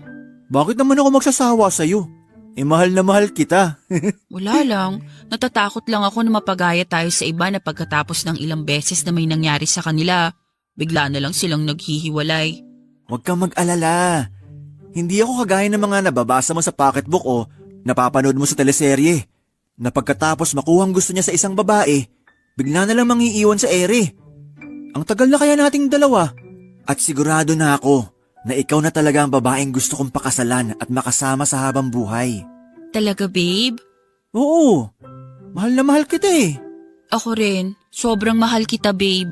Yan ang gusto ko sa'yo eh. Yung palagi ko naririnig kung gaano mo ako kamahal. Basta babe, magtiwala ka lang sa akin ha. Promise, hindi ako mawawala sa buhay mo. Ang sarap naman pakinggan nun, babe. Pakiramdam ko tuloy. Sobra mo talaga akong mahal. Yun ang totoo, babe. At hindi na magbabago yun kahit kailan. Kiss ko nga yung maganda kong babe. Ay, teka. Oh, Munti ko na makalimutan to. Babe, ano yung ginagawa mo? Lagay ko lang tong cellphone ko dito malapit sa atin. Pero bakit? Kasi gusto ko makuna ng video tong gagawin natin. Babe, ayoko ng ganyan. I-off mo na yung cellphone mo. Ngayon ko lang naman gagawin to, pagbigyan mo na ako. Pero ayoko nga ng ganyan. Hindi nga ako komportable na mapanood ang sarili ko sa video eh. Tapos ire-record mo pa tong ginagawa natin? Eh di wag mong panoorin to, babe. Ginagawa ko lang naman to kasi second anniversary natin ngayon. Gusto ko lang ng souvenir sa espesyal na araw na to. Pwede naman na ibang video na lang ang kunan mo sa ating dalawa. Huwag na tong ginagawa natin dito sa kama o sa loob ng motel. Baka mamaya kumalat pa yan eh. Bakit naman to kakalat? Wala ka pa rin ba talagang tiwala sa akin hanggang ngayon? Ano bang akala mo, babe? Ipagkakalat ko tong video nating dalawa? Grabe ka naman mag-isip sa akin. Hindi naman sa ganun. Nag-aalala lang ako na kung anong pwedeng mangyari na hindi maganda. Ang dami-dami nating napapanood sa balita tungkol sa kumakalat na malaswang video. At ayoko na mangyari sa atin yun. Hindi mangyayari yun sa atin, basta magtiwala ka lang. Para lang naman sa mga mata ko tong video na i-record ko. Gusto ko lang na may maisave ako na kakaiba at magandang alaala nating dalawa. Siyempre, espesyal tong araw na to para sa akin, babe. Kaya pumayag ka na, please. Ngayon lang to sa anniversary natin. Promise. Sige na nga. Basta ilayo mo na lang yung cellphone mo. Kasi naiilang talaga ako na may camera na nakatapat sa ating dalawa ngayon eh.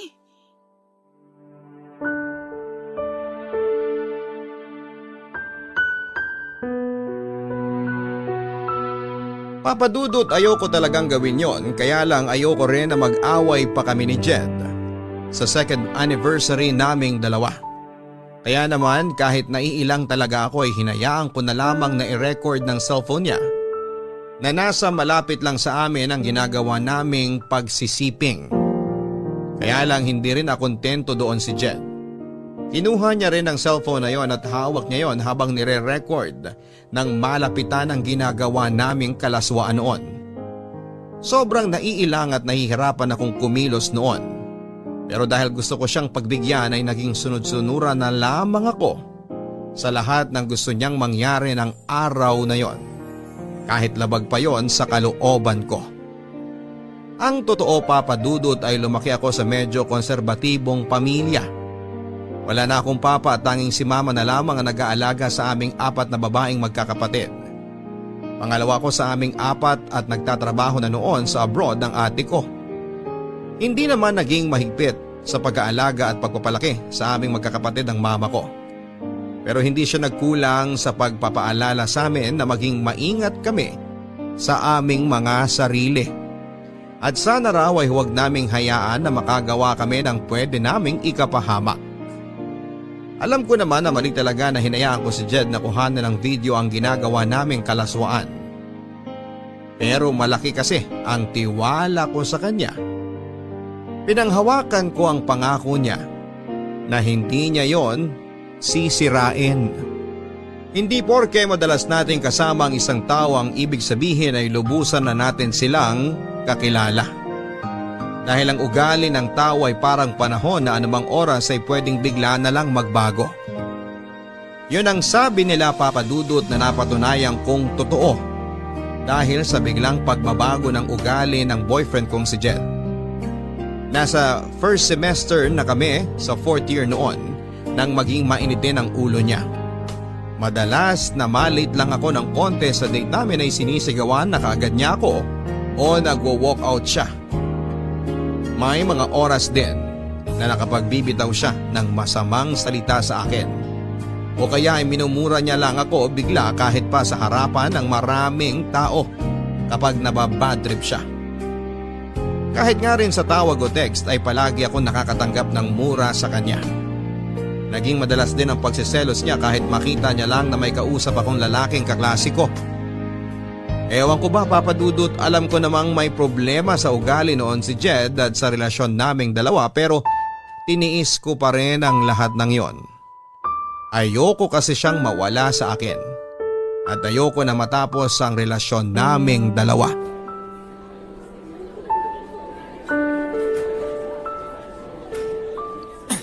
Lika! Lika dito!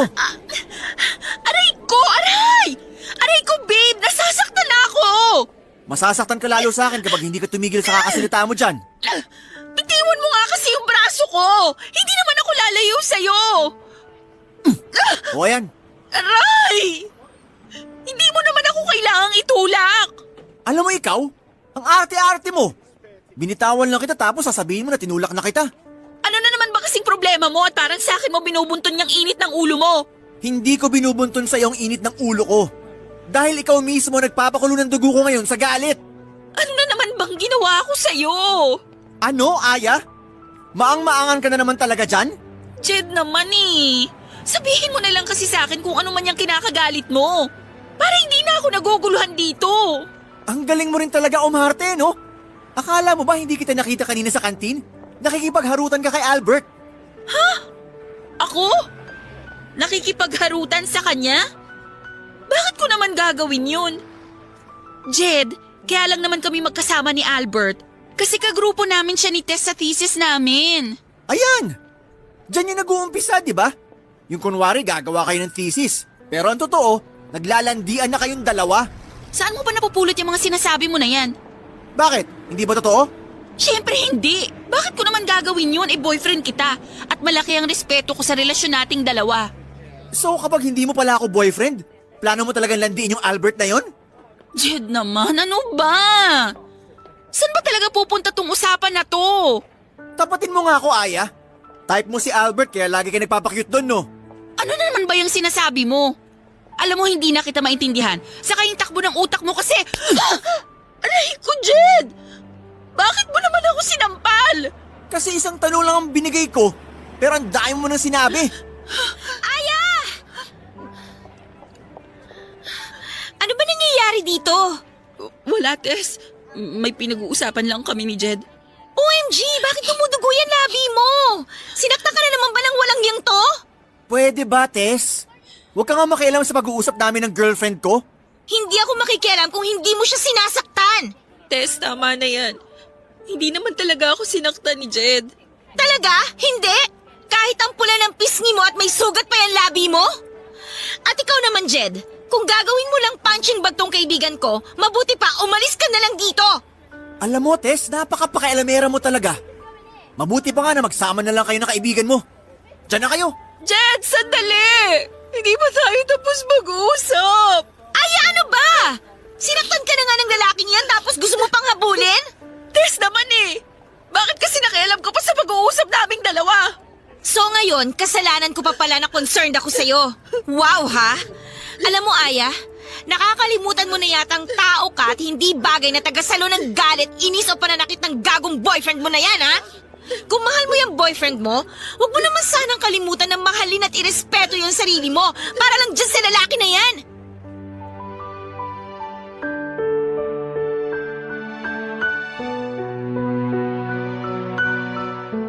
Papadudot alam ni Tess na hindi yun ang unang pagkakataon na nasaktan ako ng pisikal ni Jed, kaya naman grabe rin talaga ang inis niya sa akin ng araw na yon. Ilang beses na niya kasi akong pinayuhan na hindi na raw healthy ang relasyon namin kaya dapat ay makipaghiwalay na ako dito. Pero ilang buwan ko pang tiniis ang ugali na yun ni Jed. Wala mahal ko talaga siya. At malaking bagay din talaga yung si Jed, ang kauna-unahang lalaking nakasiping ko. Aaminin ko na ang iniisip ko noon kaya ayoko makipaghiwalay sa kanya ay wala ng ibang lalaki ang magkakagusto sa akin kasi nga hindi na ako virgin. Na si Jed na ang gusto kong makasama sa habang buhay kasi sa kanya ko ibinigay sa kauna-unahang pagkakataon ng sarili ko na gusto kong pilitin na ayusin ang relasyon namin dahil ayokong mawala siya sa buhay ko. Kaya lang papadudot lahat naman tayo ay marunong mapagod sa pagtitiis hanggang sa makaramdam na lang tayo na gusto na nating sumuko. Dahil dumating din po ang point lalo na nang muli akong masaktan ni Jed dahil isang kaklase ko naman ang pinagsilosan niya. Nasampal niya ako kasunod ng malulutong na mura at masasakit na salita. Kaya na mga oras na yon ay hindi na ako nakapagpigil at tinapos ko na ang relasyon naming dalawa. Nakita ko ang biglang pagbabago noon sa mukha niya na parabang nagulat siya at nagsisi sa ginawa niya sa akin. Pero dahil pagod na akong magtiis, hindi ko na siya binigyan pa ng isang pagkakataon na ayusin ang relasyon namin, Papa Dudut.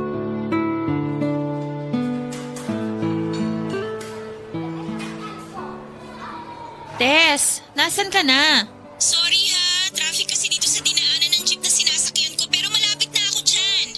Okay, si Albert mukhang malilate din kasi ang sabi niya sa text kanina, hindi raw kaagad siya makakaalis ng bahay nila. Natagalan daw kasi yung ate niya sa pamamalengke kaya hinihintay niya pang makauwi para may makasama ang mga pamangkin niya bago siya umalis. Naku, pasensya ka na, ang tagal mo tuloy naghintay sa amin ni Albert. Ayos lang, sisimulan ko na rin munang i-edit yung mga dapat na ayusin para sa thesis natin. Para pagdating nyo, ipapabasa ko na lang sa inyo. Okay, text kita kapag nakababa na ako ng jeep. Sige, ingat ka. Bye! Babe, Anong ginagawa mo dito, Jed? Saka paano mo nalaman kung nasan ako ngayon? Sinusundan mo ba ako? hindi. May pinuntahan lang ako dyan sa malapit tapos nakita kita dito kaya nilapitan kita. Babe, please. Mag-usap naman tayo kahit saglit lang. Wala akong oras sa'yo, Jed. Malapit na ang deadline ng thesis namin kaya kailangan naming asikasuhin to. Saka pwede ba? Break na tayo kaya tigil-tigilan mo na yung pagtawag sa akin ng babe. Okay, fine. Hindi na kita tatawagin, babe. Pero please naman, wag mo na akong i-block sa Facebook o sa ibang social media account mo. Account ko yon kaya gagawin ko ang lahat ng gusto ko. Aya, hindi mo na ba talaga ako kayang bigyan ng chance? Ilang beses na kitang pinagbigyan noon at sinabi ko na kung anong problema sa'yo at sa relasyon nating dalawa. Pero hindi ka pa rin nagbago at lumala pa yung pagiging siloso mo at pananakit mo sa akin. Pero baka naman pwede mo pa ako pagbigyan kahit isang pagkakataon na lang. Hindi yung parang ang bilis mo akong binitawan kagaya nito. Ilang chance pa ba ang gusto mo, Jed? Hinayaan ko ng ilang beses mo kung saktan noon kasi inakala ko na pwede pa nating maayos ang lahat. Pero nakakapagod ka ng pagbigyan. Kaya sorry kung hindi ko na talaga kayang ibigay ang hinihingi mong pagkakataon para ayusin ang relasyon natin. Hindi. Hindi ako papayag na mawala ka sa akin. Jed naman, huwag mo nang pahirapan ang sarili natin. Mag-move on na lang tayo pareho. Pero hindi ko nga kayang gawin yung sinasabi mo. O sige. Ayaw mo makipagbalikan sa akin? Okay, fine. Pero wag mo akong sisisihin ha. Kapag nakita mo ang sarili mo sa kumakalat na malaswang video. Ha? Anong ibig mong sabihin? Alam mo kung anong tinutukoy ko, Aya. Kaya pag-isipan mo tong mabuti. Makikipagbalikan ka sa akin? O may malaswang skandal mo nakakalat sa school natin?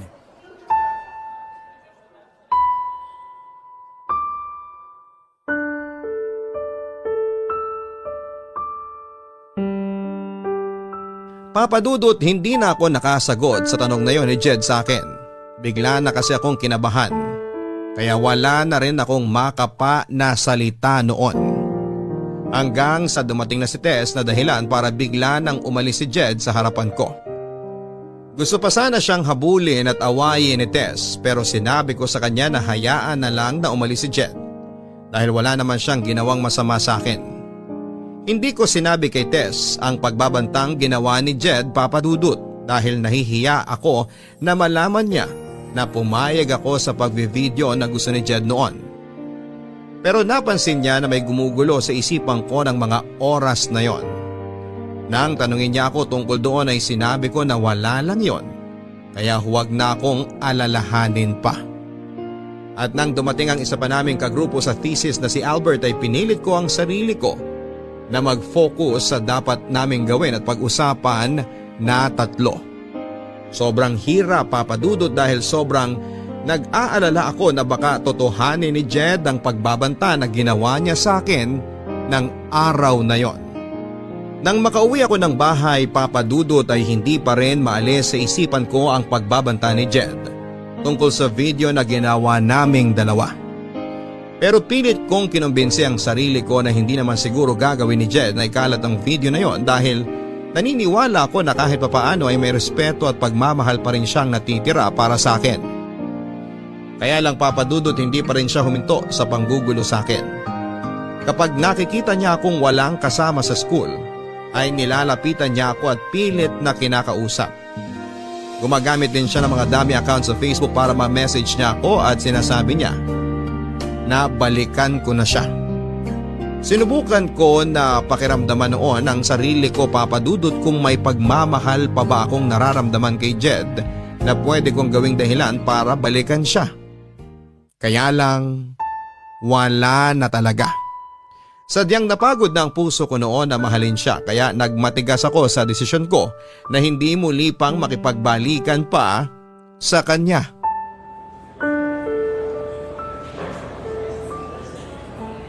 Hello, sino to? Hi babe, kumusta? Jed, ikaw na naman? Oh, teka. Relax ka lang babe. Jed, pangatlong palit ko na ng SIM card to. Paano mo ba nalalaman tong bagong cellphone number ko? Nakalimutan mo yata na marami tayong common friends. Ewan ko sa'yo. Wala naman tayong dapat pag-usapan kaya ibababa ko na tong... Oops. Huwag mong ibababa tong tawag. Dahil kung hindi, magsisisi ka talaga. Matagal na akong nagsisi at yun yung araw na hinayaan kong pumasok ka sa buhay ko. Grabe ka naman, Aya. Kung makapagsalita ka, parang hindi kita napaligaya sa kama. Pwede ba?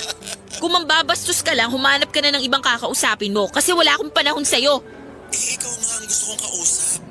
Kasi nami-miss na kita, babe. Kaya bumalik ka na sa akin. Please? Hindi mo na ako madadaan sa mga paglalambing mo na yan. Sige na, bye! Buwisit talaga yung lalaki na yun kahit kailan. Aya, nandito ka lang pala sa kantin. Kanina pa kita hinahanap. Bakit hindi ka na lang nag-text para itanong kung nasan ako? Ay, oo nga no. Bakit ba hindi ko naisip yan kanina? Sorry ha, sobrang natataranta kasi ako sa paghahanap ko sa'yo eh.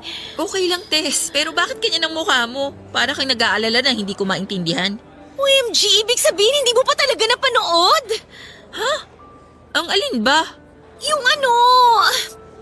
ano kasi? Tess, ayusin mo hayang sinasabi mo. Mas lalo kitang hindi naiintindihan eh. Ay, sige na nga, eto na. May pinadala kasing video sa akin yung classmate natin. Anong video naman yun? Ano kasi, video mo, Aya. Ha? Video ko? Ayoko sanang panoorin kaya lang. Pinipilit kasi nila ako na ikaw yun eh. Kaya pinanood ko na tapos... May kopya ka ba ng video na yon? Oo, pero Aya, alam ko naman na hindi mo gagawin yun at saka... Panood na lang ako, please. Oo, sige. Eto, nandito sa cellphone ko. Panoorin mo.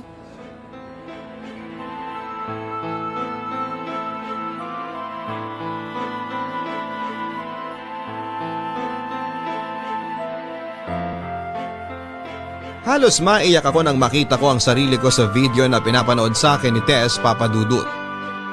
Tinotoo pala talaga ni Jed ang ginawa niyang pagbabanta sa akin na ipagkakalat niya ang video ko.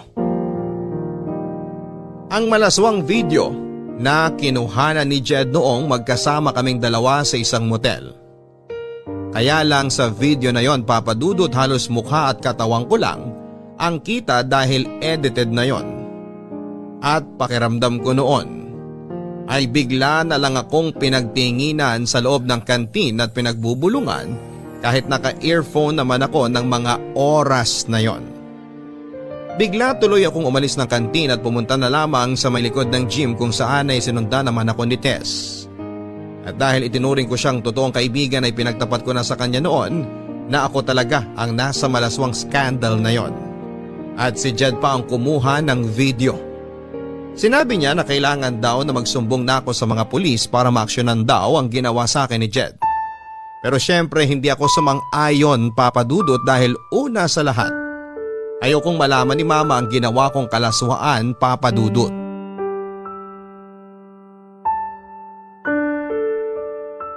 Girl, hindi ka na naman pumasok sa klase natin kanina. Masama kasi yung pakiramdam ko pero medyo okay naman na ako ngayon. Sigurado ka ba na ayos ka lang? Oo, wag ka mag-alala sa akin kasi nandito lang din naman ako sa bahay. Paano naman ako hindi mag-aalala sa'yo? 2 araw ka nang hindi pumapasok sa mga klase natin. Oo nga pala, Aya. Sinabi sa akin ng advisor natin na gusto ka raw niya makausap tungkol doon sa kumakalat na video mo. Mukhang hindi na rin talaga ako makakabalik pa sa school. Alam naman kasi natin na hindi nila tinotolerate yung ganitong issue sa isang estudyante. Expulsion din ang diretso ko dahil sa ginawa ni Jed sa akin. Baka naman may iba lang siyang gustong sabihin sa'yo. O kaya, kailangan lang niya ng paliwanag mo tungkol dun sa video. Sabi ko naman sa'yo isumbong mo na siya sa advisor natin o kaya sa mama mo para maturuan ng leksyon yung Jed na yan. Alam mo naman na hindi ko kayang gawin yan. Kasi ayoko malaman ni na mama ang nangyari sa akin o yung tungkol sa kumakalat ko na video. Nakakainis lang kasi ang kakapalan ng mukha ng ex-boyfriend mo. Dapat siyang ma-expel dito sa school natin. Ay, pero Aya, ito payo ko lang naman sa'yo ha. Siguro sabihin mo na sa mama mo kaysa naman sa iba pa niya malaman yung nangyayari sa'yo ngayon. Ewan ko, Tess. Bahala na. Sige na, ibababa ko na tong tawag kasi kailangan ko na rin magluto para sa hapunan namin. Okay, sige. Basta tawagan mo ako kapag kailangan mo ng kausap ha. Oo, salamat. Bye.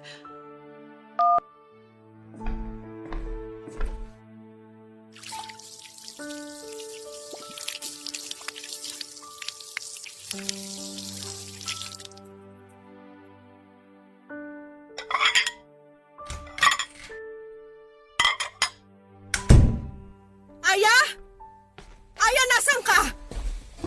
Ma, bakit po? Magluluto pa lang po sana ako. Magtapat ka nga sa akin. Ikaw ba to? Oh!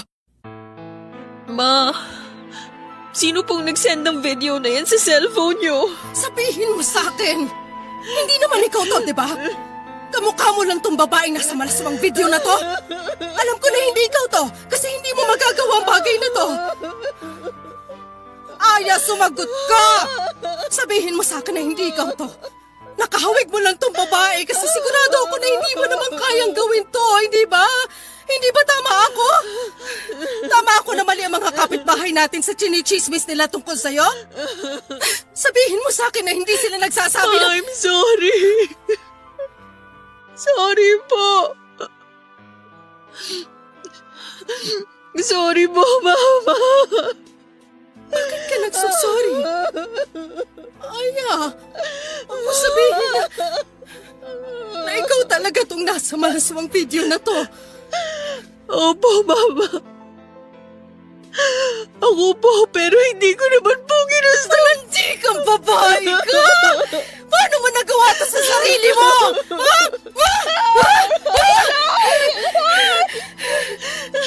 Ilang ulit ko kayong pinapaalalahanan ng mga kapatid mo na huwag gumawa ng kalokohan dahil puro babae kayo. Tapos eto ka, nagpapavideo ng mga kalaswa ang ginagawa mo? Mama, hindi ko naman po ginusto na kumalat yung video na yan. Kahit na, napakalanti mo pa rin. Napakalaswa mong babae.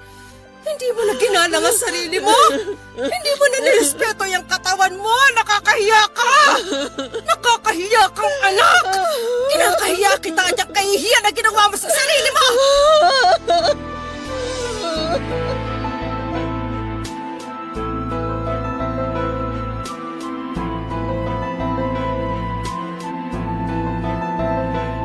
Papadudot yon ang kauna-unahang pagkakataon na nasaktan ako ni Mama ng pisikal at mapagsabihan ng masasakit na salita.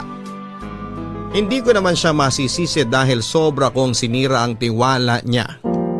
Sinubukan ko siyang yakapin habang paulit-ulit akong humihingi ng tawad sa kanya. Pero pilit niya lang akong tinutulak hanggang sasabihin niya na huwag na raw akong lalabas ng bahay dahil kinakahiya niya raw na may anak siyang malaswa ang pag-uugali.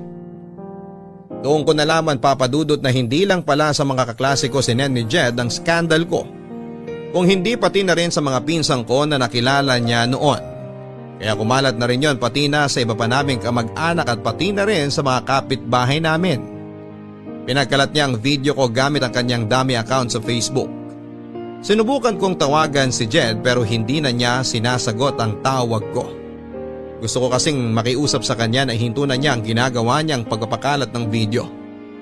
Gulong-gulo na talaga ang isipan ko kung ano ang dapat kong gawin noon, pero dahil alam ko na masyado nang mabilis ang pagkakalat ng balita, alam ko rin na hindi ko na mapipigilan pa ang pagkalat ng skandal ko sa social media at iba't ibang panig ng mundo, Papa Dudut. Mula nang malaman ni Mama ang tungkol sa kumalat na skandal ay hindi na ako halos nakalabas ng bahay, Papa Dudut. Hindi dahil sa ayaw ni Mama na lumabas ako kung hindi dahil ako mismo ang nahihiya sa nangyari. Pakiramdam ko kasi lahat ng taong nakakakilala sa akin ay alam na ang tungkol sa skandal ko. Hindi na rin talaga ako pumasok sa school noon dahil alam ko na lahat ng estudyante doon ay napanood na ang malaswang video ko at pwede rin na ma-expel ako dahil sa issue na yon. At nag-deactivate na rin ako ng social media account ko dahil napuno na ng mga message na tungkol sa skandal ang inbox ko. Nang makausap ko naman ang ate ko na nasa abroad ay halos maiyak din siya sa galit habang pinagsasabihan ako, Papa Dudut. Wala naman akong ibang nagawa noon kung hindi ang paulit-ulit na mag-sorry sa kanya.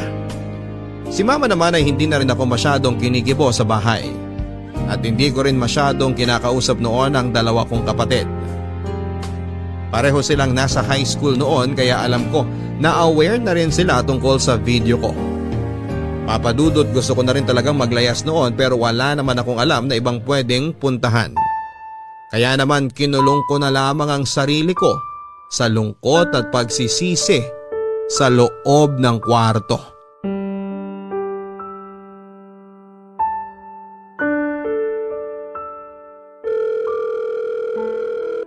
Sagutin mo na yung tawag ko, please. Oh, babe! Napatawag ka! Na-miss mo ako? Walang hiya ka, Jed! Bakit mo ginawa yon? Ha? Ang alin? Huwag ka nang mag-deny dyan. Alam ko naman na alam mo kung anong tinutukoy ko. Ah! Yung tungkol ba to sa scandal mo? In fairness, babe sexy mo dun. Parang sarap na sarap ka habang nakikipag-ano ka sa video na yun. Napakasama mo talaga, Jed! Oh, bakit? Anong masama sa sinabi ko? Totoo naman, diba? Ang lakas kaya ng ungol mo dun sa video. Ikaw naman kasi, babe. Bakit ka naman kasi pumayag na magpakuha ng video? Ayun tuloy. Napanood na ng ibang tao kung gaano ka kahilig sa sex. Tigilan mo na nga yung pagtawag sa akin ng babe! Ang kapal din naman talaga ng mukha mo na sabihin sa akin yan! Alam ko naman na ikaw ang nagpakalat ng video ko na yon! Oh, teka lang. Hinay-hinay ka sa pagbibintang mo. Kasi wala ka namang katibayan dyan. Ang kapal talaga ng mukha mo na magbaang-baang pa dyan! Bakit? Totoo naman hindi ko nga alam kung ako ba talagang kasama mo dun sa video eh. Jed, pwede ba? Ikaw lang naman ang lalaki nakagalaw sa akin at alam mo yon! Kaya huwag kang mag-imbento ng kwento dyan! Aya, paano ko naman masisiguro na ako talagang kasama mo sa video na yun? Mukha mo at katawan mo lang naman na nakikita dun. Kitang-kita dun na enjoy ka habang kinukunan ka ng video. Pinilit mo lang ako na pumayag kaya pwede ba? Tigilan mo na yung pag-iimbento mo ng kwento! Kung napilitan ka lang talaga, bakit ang lakas ng ungol mo dun sa video? Hindi ba dapat nagpupumiglas ka? Sumisigaw ka ng, tama na po, huwag na po akong kunan ng video. Pero hindi yun ang sinasabi mo sa video, Aya. Sarap na sarap ka habang nakatutok sa iyo ang camera ng mga oras na yun. Ano ba talaga gusto mo, Jed? Bakit mo ginagawa mo to sa akin? Alam mo naman ang gusto ko, Aya. Ang bumalik ka sa akin. Pero ang arte mo lang masyado kaya pinaparusahan kita. Wala naman akong kasalanan sa'yo. Tinapos ko naman ng maayos ang relasyon nating dalawa at sinabi ko sa iyong dahilan kung bakit ayoko na. Ah, ayaw mo na talaga? Ganun na lang talaga yon? Oo nga pala, may naalala ako. Ikaw, naaalala mo pa ba? Yung nakaluhod ka? Habang nakatutok yung cellphone ko sa'yo? Hindi ko pa pala yun nasisend sa mga kaibigan natin o kamag-anak mo. Dahil gusto kong pagsawaan mo ng panoorin yun bago ko ipasa sa kanila. Jed, please! Itigil mo na to! Maawa ka naman sa akin. Halos itakwil na ako ni Mama nang dahil sa video na pinakalat mo. Hala, talaga? Sorry hindi ko alam Pero sige, hindi ko na ikakalat yung video na nakaluhod ka. Sa isang kondisyon. Pumunta ka sa lugar na i-text ko sa'yo.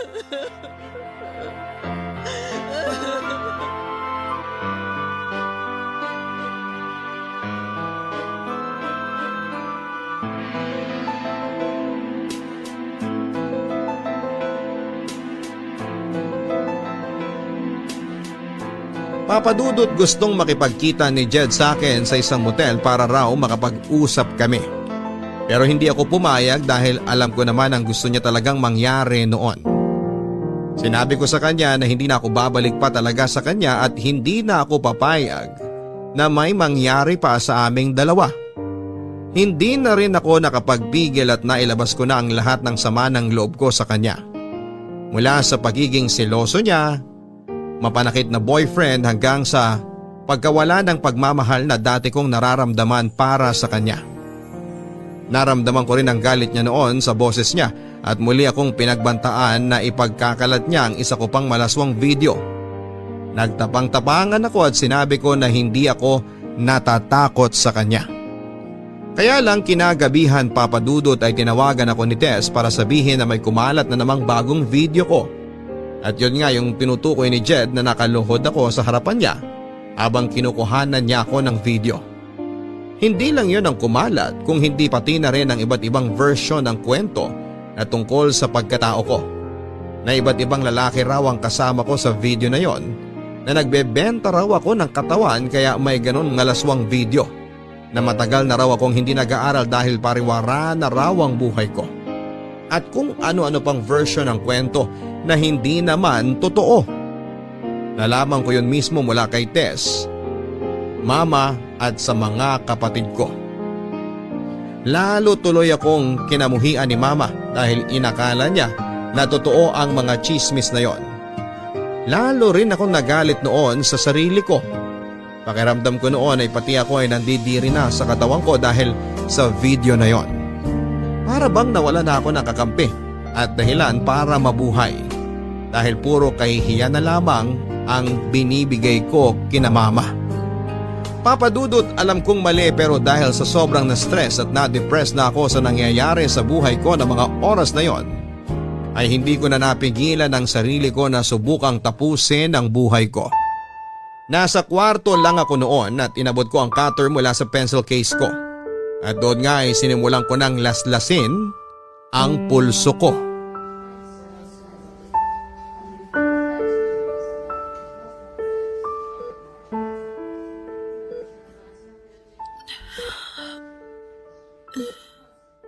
Tess? OMG, Aya! Sa wakas, gising ka na! Nasaan ako?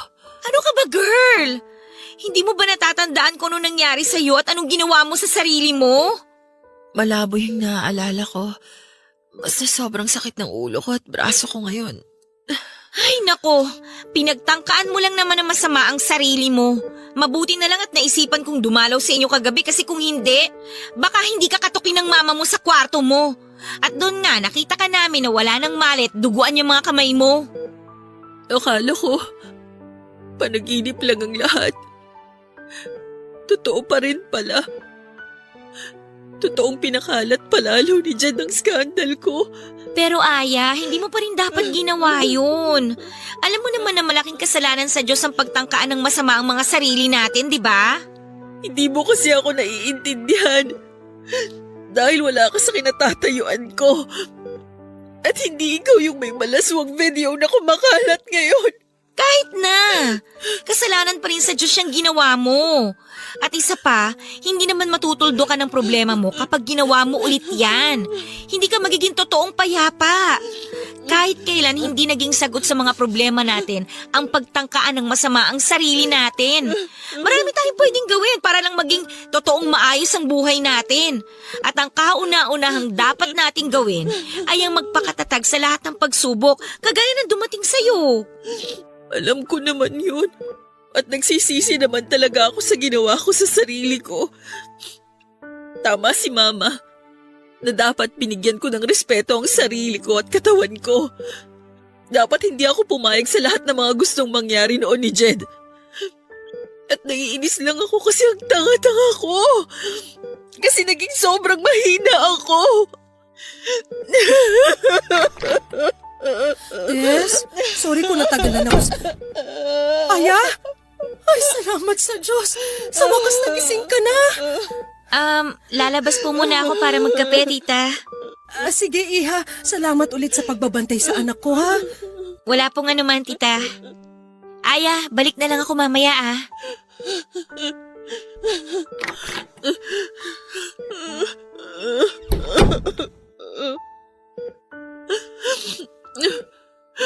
Mama, sorry po.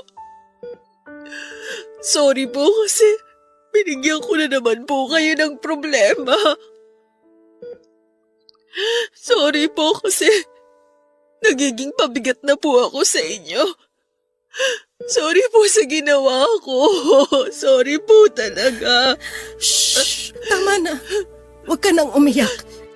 Wala na po akong ibang binigay sa inyo kung hindi puro problema at kahihiya na lang po, Mama.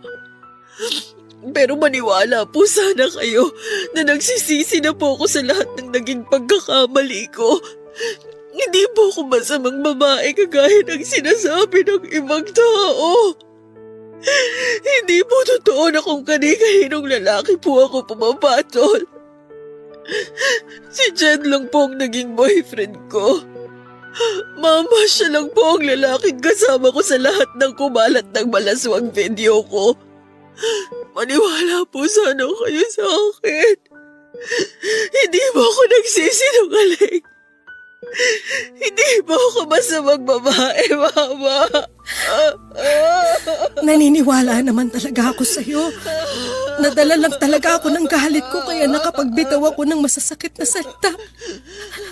Sorry rin, anak, kung hindi kita masyadong inintindi at mas pinakinggan ko pang masasamang naririnig ko mula sa ibang tao. Pero sinabi na sa akin ni Tess ang lahat na nangyari sa'yo. Kaya alam ko na nagkamali ako ng mga taong pinakinggan at pinaniwalaan. Kasalanan ko rin naman po kasi masyado kong binigay ang lahat kay Jed. Kasalanan ko kasi nagtiwala ako sa kanya. At alam ko rin po na malaking kasalanan ang ginawa kong pagtatangka ng masama sa sarili ko. Kaya sana, huwag mo nang uulitin ang lahat ng yon, Aya. Lalo na ang pananakit mo sa sarili mo.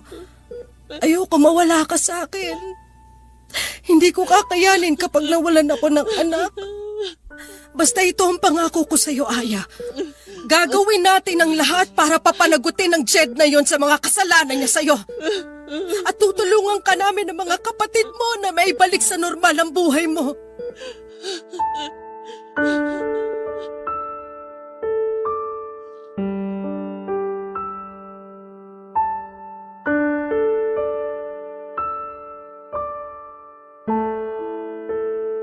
Papadudot nang makalabas ako ng ospital ay naglakas loob na akong sampahan ng kaso si Jed. Gusto ko na rin kasing matapos ang panggugulong ginagawa niya sa akin noon at isa pa, pinaramdam na ni na mama sa akin noon na sosuportahan at tutulungan nila akong maibalik ang normal na buhay ko. Nang magsumbong kami sa mga pulis ay sinabi nila na kailangang mahuli si Jed sa akto ng pamba-blackmail sa akin para tuluyan namin siyang makasuhan tungkol sa pagpapakalat niya ng skandal ko. Kaya naman ang muling mag-text si Jed tungkol sa isa pang video ko na sinasabi niyang ipagkakalat niya. Sinabi ko na makikipagkita na ako sa kanya at papayag na ako sa gusto niyang mangyari. At sa araw na dapat ay pagkikita naming dalawa ni Jed ay doon natapos sa panggugulo niya sa akin dahil kasama ko ang mga pulis na humuli sa kanya. Grabe ang iyak ko nang muli kaming magkaharap ni Jed sa presinto, Papadudot. Saglit ko siyang nasampal, nasabunutan at nasigawan. Pati si mama ay galit na galit din sa kanya, pero mas nangibabaw ang mga sigaw ko noon habang kausap ko siya. Sa mahigit 2 taon kasi ng relasyon naming dalawa ay wala akong ibang ginawa kung hindi ang mahalin siya at gawin ang lahat ng gusto niya. Pero ang pagsira pa pala sa buhay ko, ang isusukli niya sa lahat ng pagmamahal na pinaramdam ko sa kanya.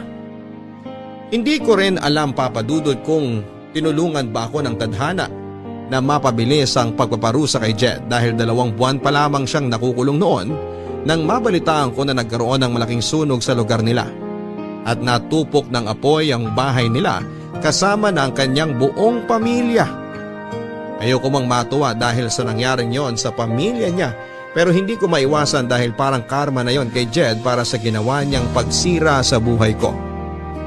Papa Dudut, dahil po sa dami ng problema ang kinasangkutan ko noon ay hindi na ako nakabalik pa sa pag-aaral. Nalaman na rin kasi ng advisor namin at iba pang may mga mataas na katungkulan sa university ang nangyaring gulo sa buhay ko. At balak na rin nila akong i-expel kaya ako na lang ang nag-drop out mula sa pag-aaral. Nagawa namang maipasa nila Tess ng thesis nila kahit na wala ako sa grupo.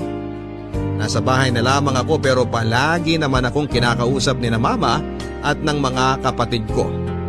Palagi nilang pinaparamdam sa akin na sa kabila ng mga nangyari, nasa tabi ko lang daw sila at hindi nila ako iiwanan. At doon ko nga na-realize na mali talaga ang ginawa kong pagtatangka ng masama sa buhay ko. Dahil palagi naman akong may pamilya na pwedeng hugutan ng lakas ng loob para maging matatag. Kaya naman muli ako nagkaroon ng lakas ng loob na subukang ibalik ang normal kong buhay. Pero hindi na ako nag-aral pa, Papa Dudut. Inayos ko ang sarili ko at nagpatuloy ako sa buhay ko at nagsimula na lang ng isang negosyo. Hindi naging madali ang lahat ng ito at may mga oras noon na naririnig kong pinag-uusapan ng ibang tawang tungkol sa malaswakong skandal. Pero nagpakatatag ako at pilit kong pinakita sa lahat na ang mga taong nadadapa ay kayang bumangon at muling magpatuloy sa paglalakad. 5 taon na rin, Papa Dudut, ang nakakalipas mula na mangyari ang lahat ng ito sa buhay ko. Alam ko na nasa internet pa rin ang ibang kopya ng malalaswakong video pero wala na akong pakialam pa. Kasi hanggang ngayon ay pinagdudusahan pa rin ni Jed sa loob ng bilangguan ang ginawa niyang pagsira sa buhay ko. Hindi ko na mabubura pa ang nagawa kong pagkakamali pero ang mahalaga, hindi ko na yon uulitin pa. Maraming salamat po sa pagbabasa ng sulat ko, Papa Dudut, at sana'y makapag-iwan ng aral sa mga kapuso natin na nakinig sa aking kwento, ang storya ko. Na anumang oras lahat tayo ay pwedeng madapa at magkamali. Pero palaging may pagkakataon na muling bumangon para lumaban sa hamon ng buhay. Ang inyong forever kapuso at kabarangay, Aya. Kapag nagmahal tayo ng ibang tao ay palagi tayong magtitira ng kalahating porsyento o higit pa na pagmamahal para sa ating mga sarili. Para hindi mawala ng dahilan ng ibang tao na irespeto tayo. Maraming salamat, Aya, sa pagbabahagi mo ng sulat mo dito sa aming programa. Hindi talaga biro ang pinagdaanan mo sa ginawa sa iyo ng dati mong karelasyon. Yung binigay mo sa kanyang lahat ng tiwala at pagmamahal mo pero ipapahama ka lang pala niya sa huli. Mabuti na lang at may mga tunay kang kaibigan at mga pamilya na hindi ka iniwang nag-iisa. Tama ka sa mga sinabi mo na sila ang dapat mong kinukuhanan ng lakas ng loob sa tuwing pakiramdam mo ay nangihina ka na. Pero sa susunod na maramdaman mo na para bang wala kang kakampi sa mundong ito ay magdasal ka lamang, Aya, no? Magdasal ka at ipararamdam sa iyo ng buong may kapal. At kailanman ay hindi ka nag-iisa dahil kasama mo siya at ang paggabay niya. Mga kapuso, alam naman natin kung ano ang tama sa mali kaya kahit gaano pa natin kamahal ang isang tao, kung sadyang mali ang ginagawa o pinapagawa niya sa atin, matuto tayong manindigan sa tama at sa sarili nating desisyon. Para sa bandang huli ay hindi tayo mapahamak at wala tayong dapat na pagsisihan. Hanggang sa muli, ako po si Papa Dudut sa mga kwento ng pag-ibig, buhay at pag-asa dito sa Barangay Love Stories number 1. Mga kwento ng pag-ibig, kwento ng pag-asa at mga kwento ng buhay dito sa Barangay Love Stories. Love Stories. Forever! Nagustuhan ng iyong napakinggan? Ituloy yan via live stream sa www.gmanetwork.com/radio.